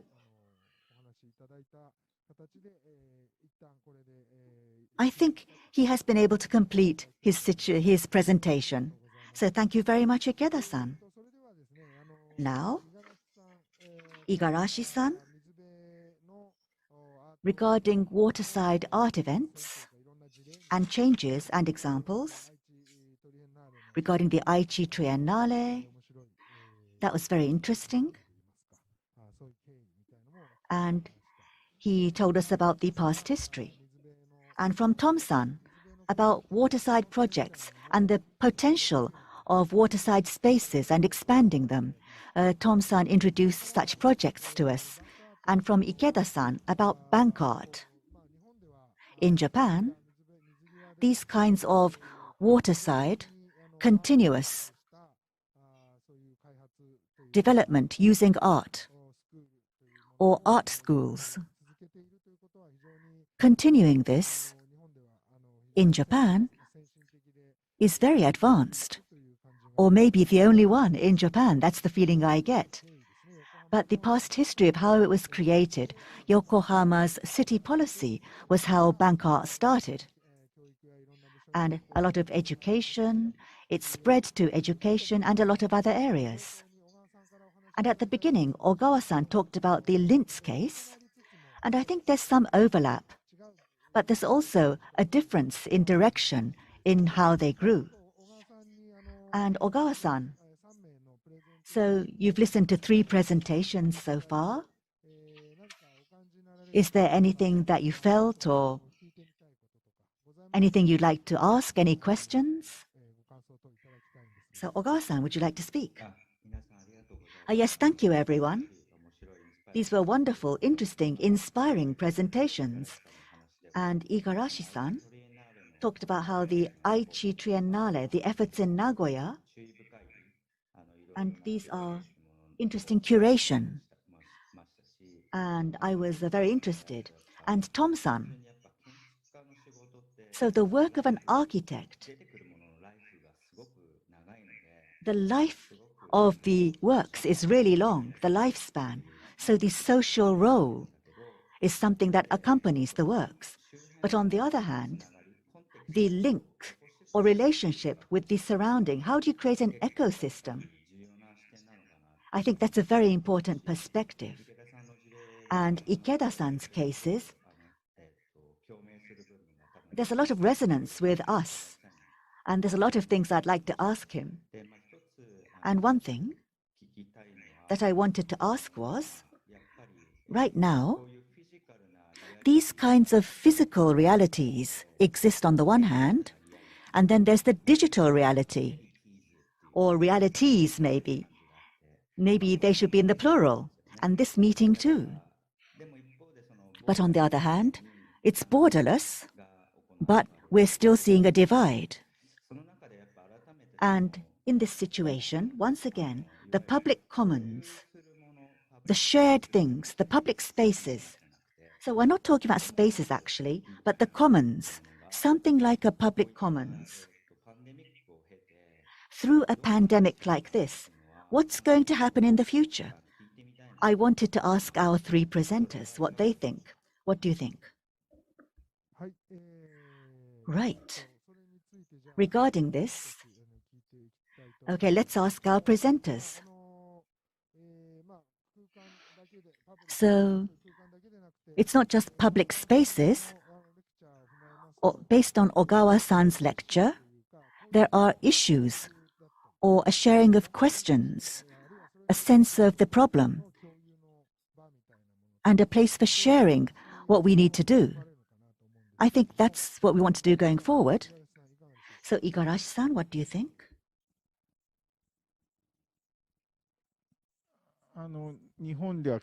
In Japan, online, remote efforts have fallen behind in the past, but over the past year and a half, I think Japan has advanced very rapidly. This was unthinkable in the past. The way we share, the way we are linked, connected. In university, something strange is happening. With students in your own department, you cannot meet them, but there are students who've gone abroad who cannot come back to Japan, but you talk to them on a daily basis. So it's a really strange relationship. But on the other hand, as someone related to architecture, in the past, online was a possible alternative for certain things, but online was not an alternative for others. And through this experience, people are starting to realize that, yes, it is doable online. But on the other hand, there are things that can only be done in a real space. And you're starting to see the value of things that can only be done in a real world. In the past, it was quite fuzzy, but now we're starting to see the options. So the significance of the real world, I think, is now becoming more visible. Thank you. Tom-san, can you hear us?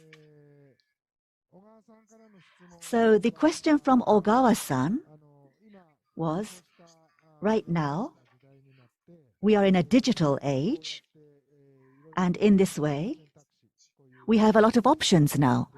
alternatives, including digital ones. But on the other hand, we are seeing a divide moving forward. There are a variety of divides and fragmentations. So for us, going forward, there are things we need to share, commons, things like that. And regarding this, from your perspective, Tom-san, from your position, is there anything that you feel?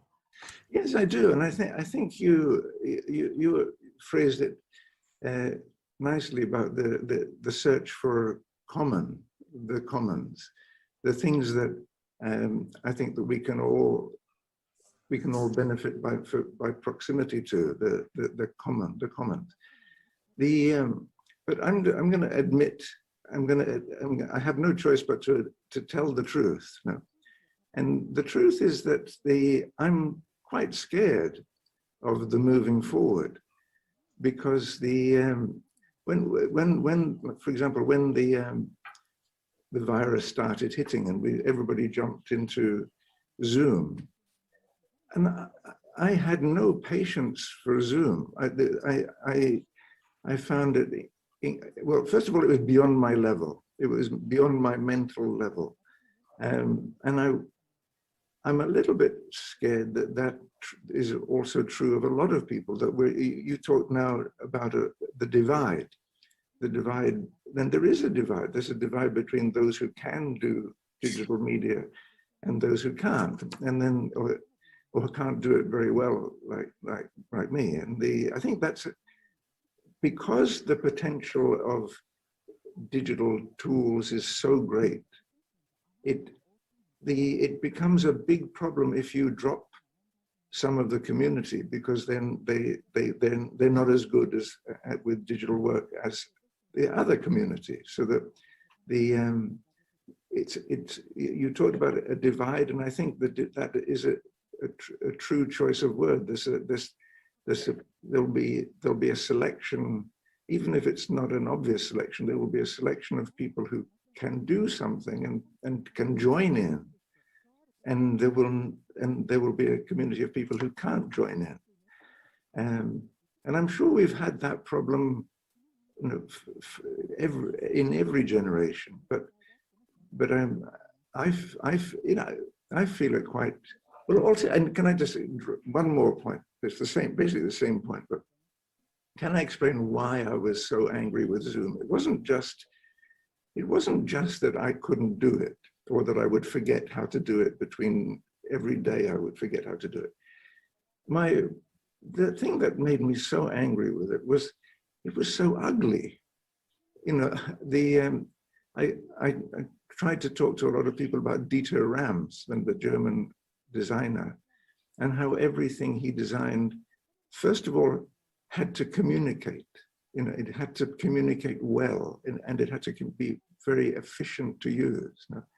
And I looked at the keyboard, the Zoom thing, and I didn't know which end to begin, and it looked like no, but I still don't know. I've never found anybody who could explain that little symbol of the four just off square objects, the tree, and I don't know what they are. It says join, but there are about 15 ways of joining. Dieter Rams would tell you, if you only need one button, you have one button, if that's all you need to communicate. So I'm a little bit, so there's two things. I'm nervous about the division of abilities, or the break between the abilities.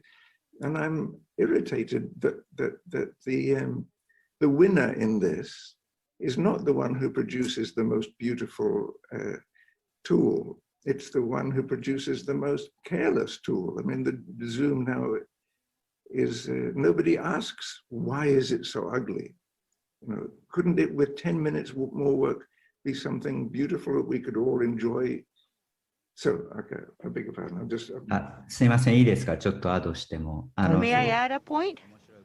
I think that is a very interesting point. The reason I'm talking about the commons is something that I would like to touch upon. Tom is finding a stress using Zooms, and that is globally shared stress. digital arena is no longer a technology or even a tool.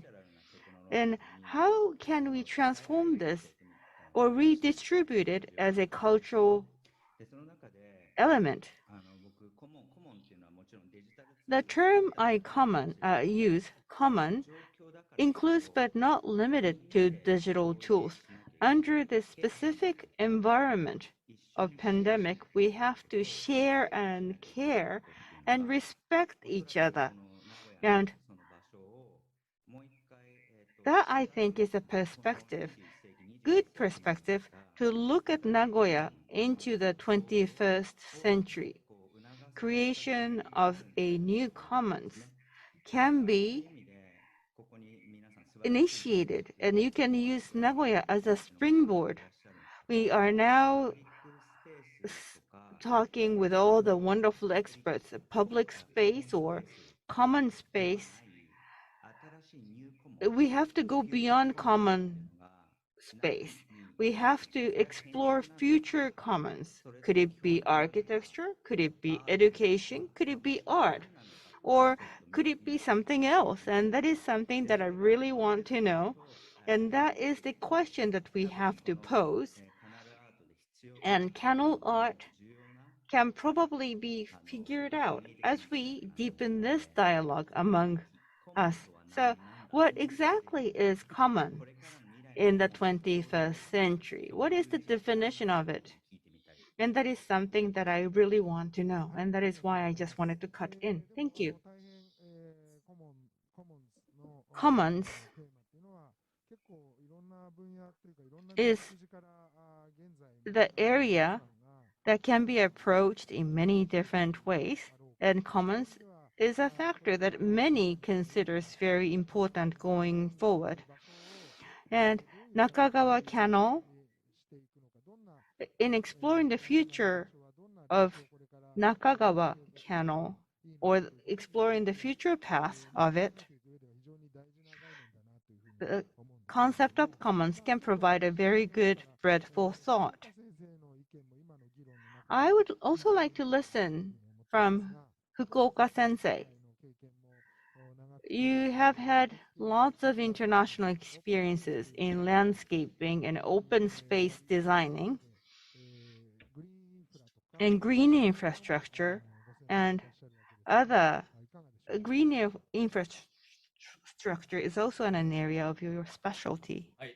So share with us your input. It's a very big question. I first went to the United States for my career, and much of the space that I worked on is public spaces, and landscaping have both private and public sectors in the areas of specialties, and different firms have different areas of specialty. Having graduated from a grad school in the United States, I worked on a park that was situated in between the black residential area and predominantly white residential area. And that is when we had a very deep discussion, and that I have had for the first time. And through the discussion and debate, they try to find answers to the questions. And as Kai mentioned yesterday, open space, or the creation of such open space, was the new method. I then went to Germany, and Europe had different method of creation than American model. And I came back to Japan and shared commons. Well, Japan is facing a challenge of creating a shared common as an open space to everyone. And the scalability is another question that is being questioned in Japan as well. And as to how to catalyze such project, you have to have a good vision, and you also have a larger framework within which to promote such projects. And how do you catalyze all these people involved in a project?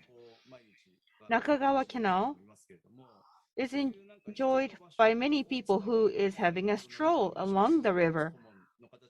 And that also can present a model of a shared commons alongside the canal, be it architecture or landscaping or art. Only one of the three cannot solve the challenge. All these have to work together, and that is how we create shared commons. To facilitate the creation, digital commons can play a major role, as pointed out by some people. But I personally believe that physical, natural, and outdoor environment and physical experience in that outdoor experience is key.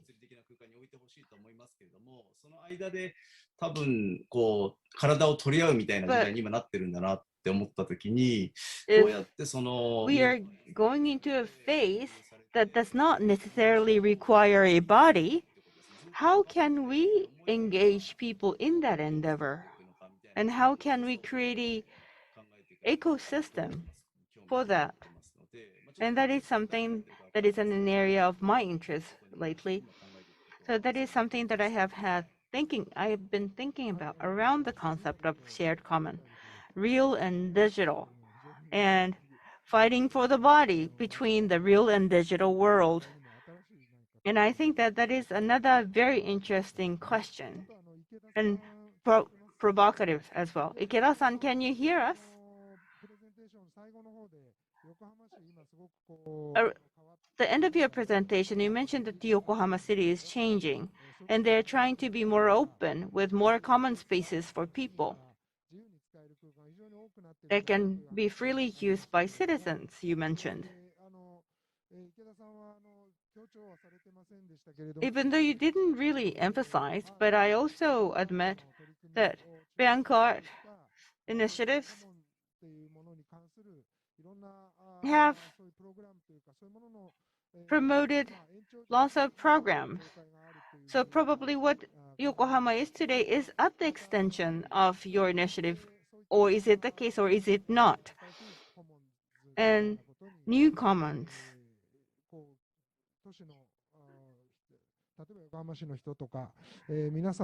People in Yokohama, are they naturally interested in these initiatives, and what is the latest situation in Yokohama?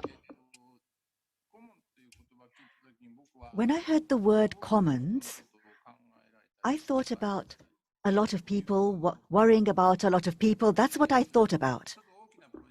And a big project exists. I don't know if you can call it commons, but there's an installation artist called Kawamata. And this time, on our side, in the city, we were trying to invite him for an installation. But because of COVID-19, he was unable to come over. And in Europe, there were about 5 projects, and all of them were cancelled. So we were saying, in that case, let's do it remotely. And we've had a relationship for a long time, but for the first time, for a month, from morning till night, he supported our project. We're saying, okay, 5 more centimeters to the left, 1 more inch to the right. And in the city, a real big installation was actually born. So I think this is very symbolic. So we cannot be close to him in reality, but we were able to do it. It's very strange. And earlier on, we think about people, for example, the atomic bomb was dropped, or there are places suffering from famine or food shortages, or the nuclear power plants, and so can we really help specifically? Maybe not, but we can think about them as we build our own cities.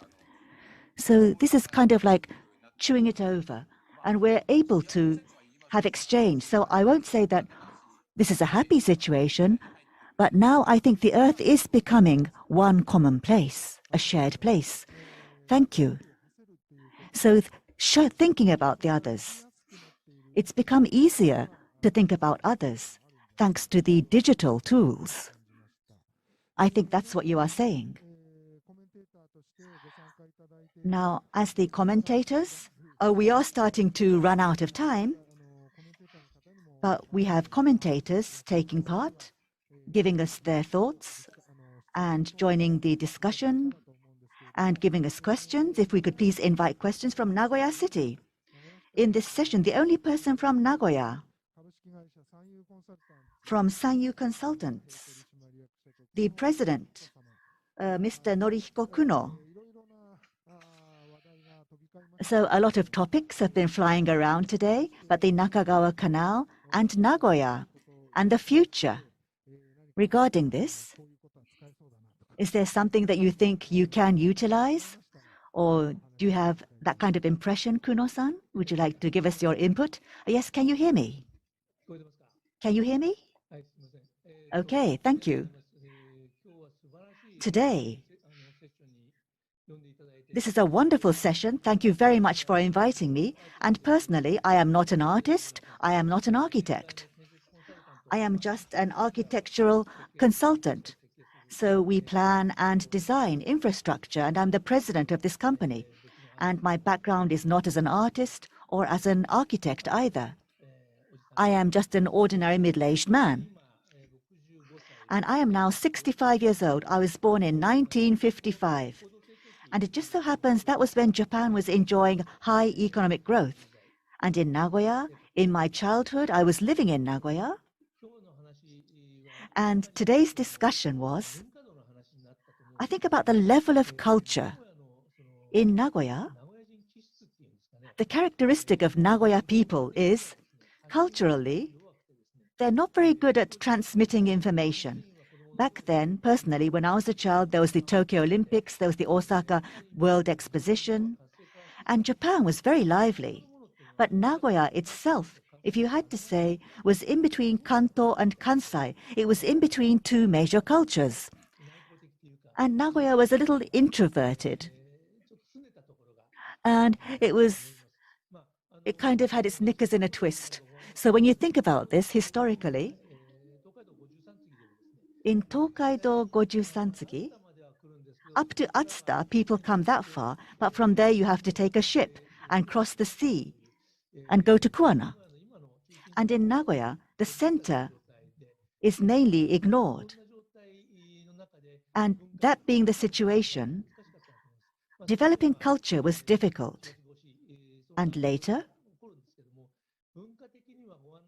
there was Kyosu, but culturally, it's normally the rivers where people come together. And globally, I think that's how you see culture formed, along the rivers. And I regret to say that in the central part of Nagoya, there is no river. What we do have is the Horikawa or the Nakagawa Canal. Both of these are artificial canals, not natural rivers. And of course, in that respect, these are used commercially. So the citizens enjoying the waterfront was not the intent. And personally, I was living by the Horikawa Canal at one time, and you'd see rafts passing by, barges passing by, and the waterside was not for enjoyment. My parents, the grown-ups, told me, it's a dangerous area, don't go there. And not going close to the canal by the waterside was correct as a child. That was what I experienced as a child, but now we're talking about Nakagawa Canal and what can we do? But my image initially was negative. So this was a commercial waterway, and the residents were mainly facing away from the canal. But now, what can we do to bring people together? Today, in that respect, what do we do about advertising about our art? But in order to be able to do this very quickly, there are lots of issues we need to resolve. And the biggest is, how can we get people to gather there? There are two things I'm thinking of. One is improving the water quality. By doing this, along the Nakagawa Canal, people and children will be able to gather there. Earlier in the presentation, yesterday too, they talked about swimming pools on the water. I think that's an excellent idea. I think that's possible. So if you go there, you can have fun. Making it a place like that is important. And another thing is about art dissemination. That's another big issue. And events crop up and then they disappear. And then, like a light going out, people forget about it. So how do you overcome this? That's a big issue. It needs to be continuous. Something needs to be happening there constantly. Art needs to be developing there. That's the kind of place we need to create. And to start with a conclusion, that kind of thing, it's the local residents, it's the local government, and the people organizing the events. How can they collaborate together? That's important. And the conclusion is, who takes the initiative? That is going to be the most important thing. We cannot rely on the local government for everything. And even if the citizens are to do it, they need support. So support is necessary. We need people who will continue. We need like a receiver. So who takes the initiative?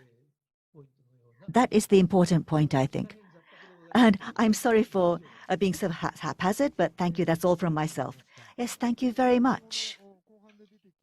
So towards the end, you talked about water quality improvement and the local residents and getting them involved and engaged and sharing a purpose or goal.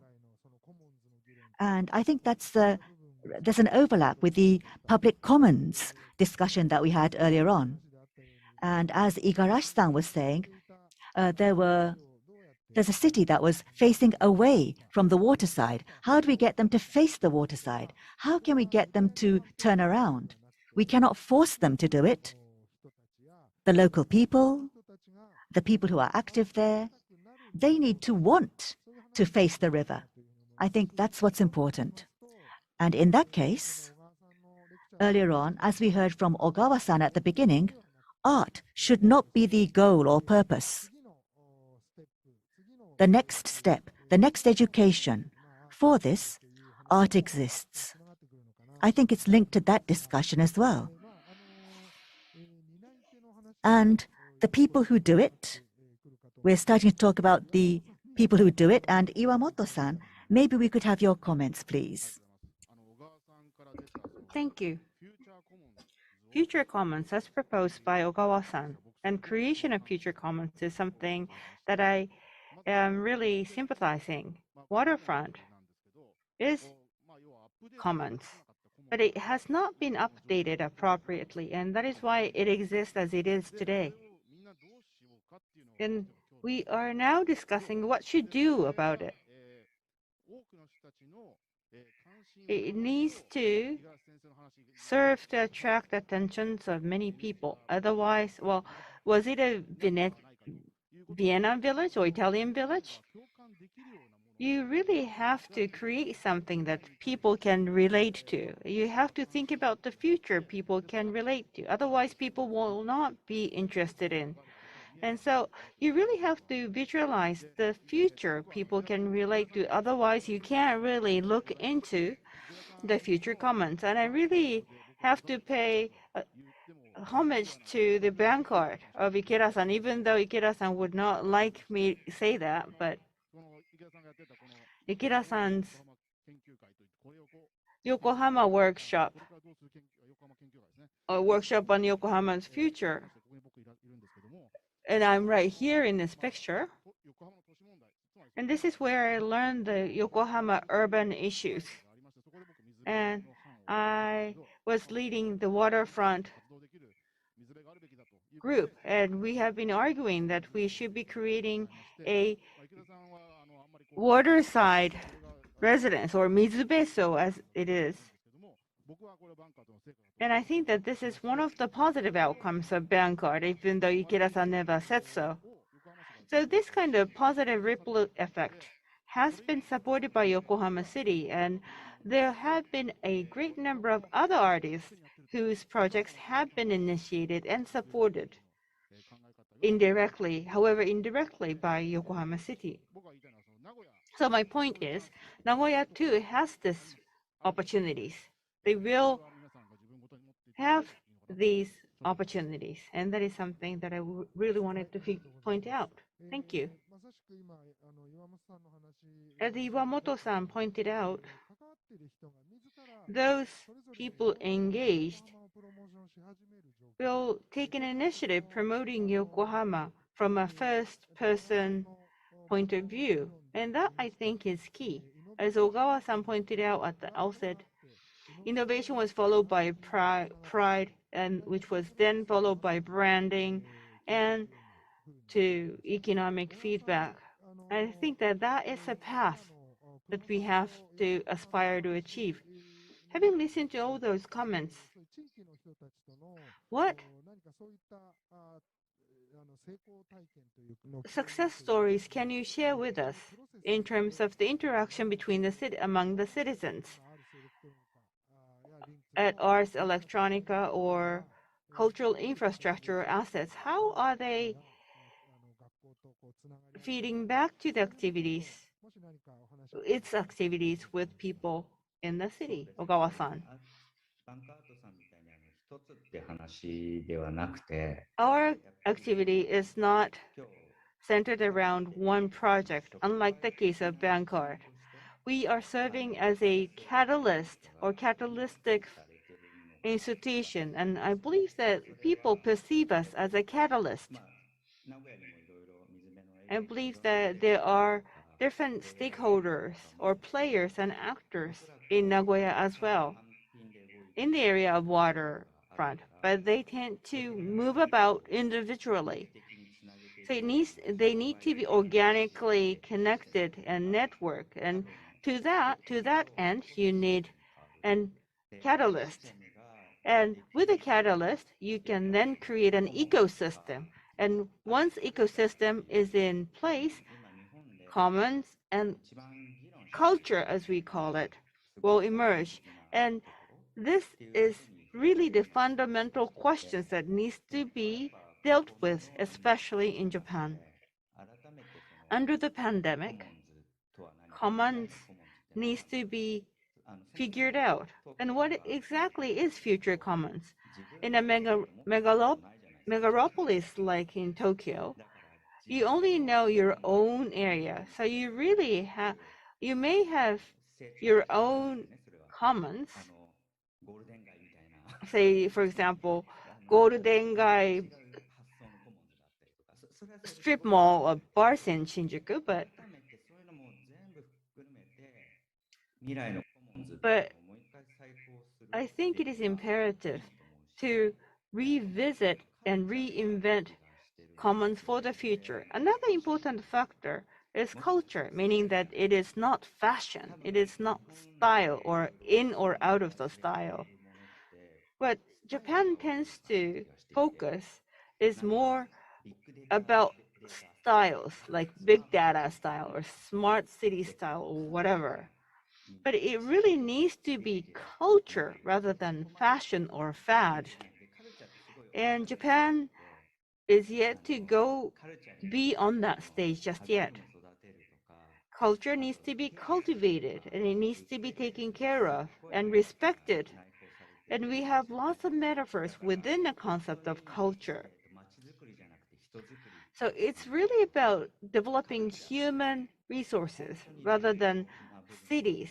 And culture is key. Cultural aspects, cultural producers is new types of cultural producers needs to be fostered. Also, curators. I believe that you have lots of curators in number, but you really need to develop next generation curators who can lead the creation of an ecosystem or serve as a catalyst. That is the type of talents that is highly needed. So in that sense, be it culture, culture, it needs to be first re-recognized that culture can be cultivated. And that is one of the biggest learnings that I learned in Linz. I initially thought that culture is something that one can really create, but once something is started by someone, then that has a possibility of turning into or being part of the culture. And pandemic gives you a great opportunity to spend lots of time thinking, and you also have to act first as well, rather than focusing only on thinking. Thank you. And it is now time to close the session 1. Wish we had more time deepening the discussion with all the panelists. And Linz is now 5 in the morning, or 5:30. It's almost morning, I'm afraid. So we should be closing the session. And allow me to give some recap, however insufficient or incomplete. We were very fortunate that we have been presented with a lot of interesting cases presented by 4 speakers. And art and creativity, which is the theme of this session, has been explored. And to recap the session, I would say, as pointed out by Ogawa-san, the key is culture. It is not about the number of people one can gather, but it is the cultivation of people, including education. And that is indispensable to create an ecosystem. And that ecosystem needs to take root. And that is the ecosystem through which future commons can be created. Society in that sense, or society as we know it, needs to have new types of creativity or new processes of co-creation. Nakagawa Canal, in that sense, against this backdrop, should be positioned as a state-of-the-art or spearhead hub that is joined not only by those state-of-the-art stakeholders, but it should be at the spearhead in creating new networks or new cultural spheres. Further, environmental purification or experience that can be shared among the citizens. We really have to create a shared goal with the people. And that, I think, is one of the mission of this type of event as well. I'm really hoping that Nakagawa Canal can serve as a springboard for Nagoya to start developing new talents and new communities towards the creation of commons in the future. And one point I need to add. Excuse me. So maybe Ikeda-san should be the person to talk about this, but bank art. I have been taking part in bank art or using it myself. And actually what I thought was really good was, and Ikeda-san did not touch on this, so I will talk about it. There's a school and there's a cafe, and I think that's really great, because with exhibitions, there could just happen to be a really good exhibition at the time, or there are times when there are no exhibitions. But there's a cafe there, there's a school there. And at NYK, there was a waterside cafe. And after the school, you could go there for a quick drink and have a really good experience. And Tom-san, when listening to his presentation, I once again thought that buildings cannot be built on the water. So you need to face the water and have cafes, for example. And there are lots of art books, lots of bookstores, and at Bank Art too. And the bookstore there was a place for people to come together, for them to develop. And from Bank Art, Ishida Yuri, in Chojamachi, in Nagoya's Asen Bridge. So we have been able to create human resources, Yoshida Yu. So places like this are important. And the Aichi Triennale, it's the government that does this, so we were unable to do a cafe. But in 2013, in Chojamachi, in the city, we tried hard and we did an artist-run cafe. And late in the afternoon, people would kind of gather there and have discussions, lively talk. It was a very good place. I think that kind of thing is very important. That's serendipity. Yes, that's correct. A place where serendipity is born. That's right. So places like that. A commons is a place where things like that are born. So that's where they're born. And how do we maintain them after they are born? So we need to gather lots of ideas, and together with the local citizens, I think we need to move forward. So we could discuss for longer, but we do have afternoon sessions as well, session 3. So let's make this homework for session 3 in the afternoon and end session 1. And Ogawa-san? Yes? Thank you very much.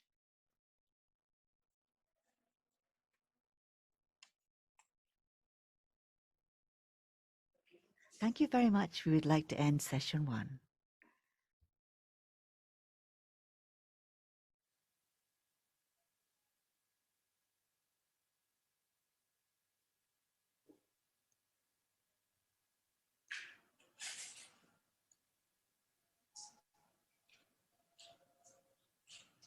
I'm sorry we're not getting the Japanese sound.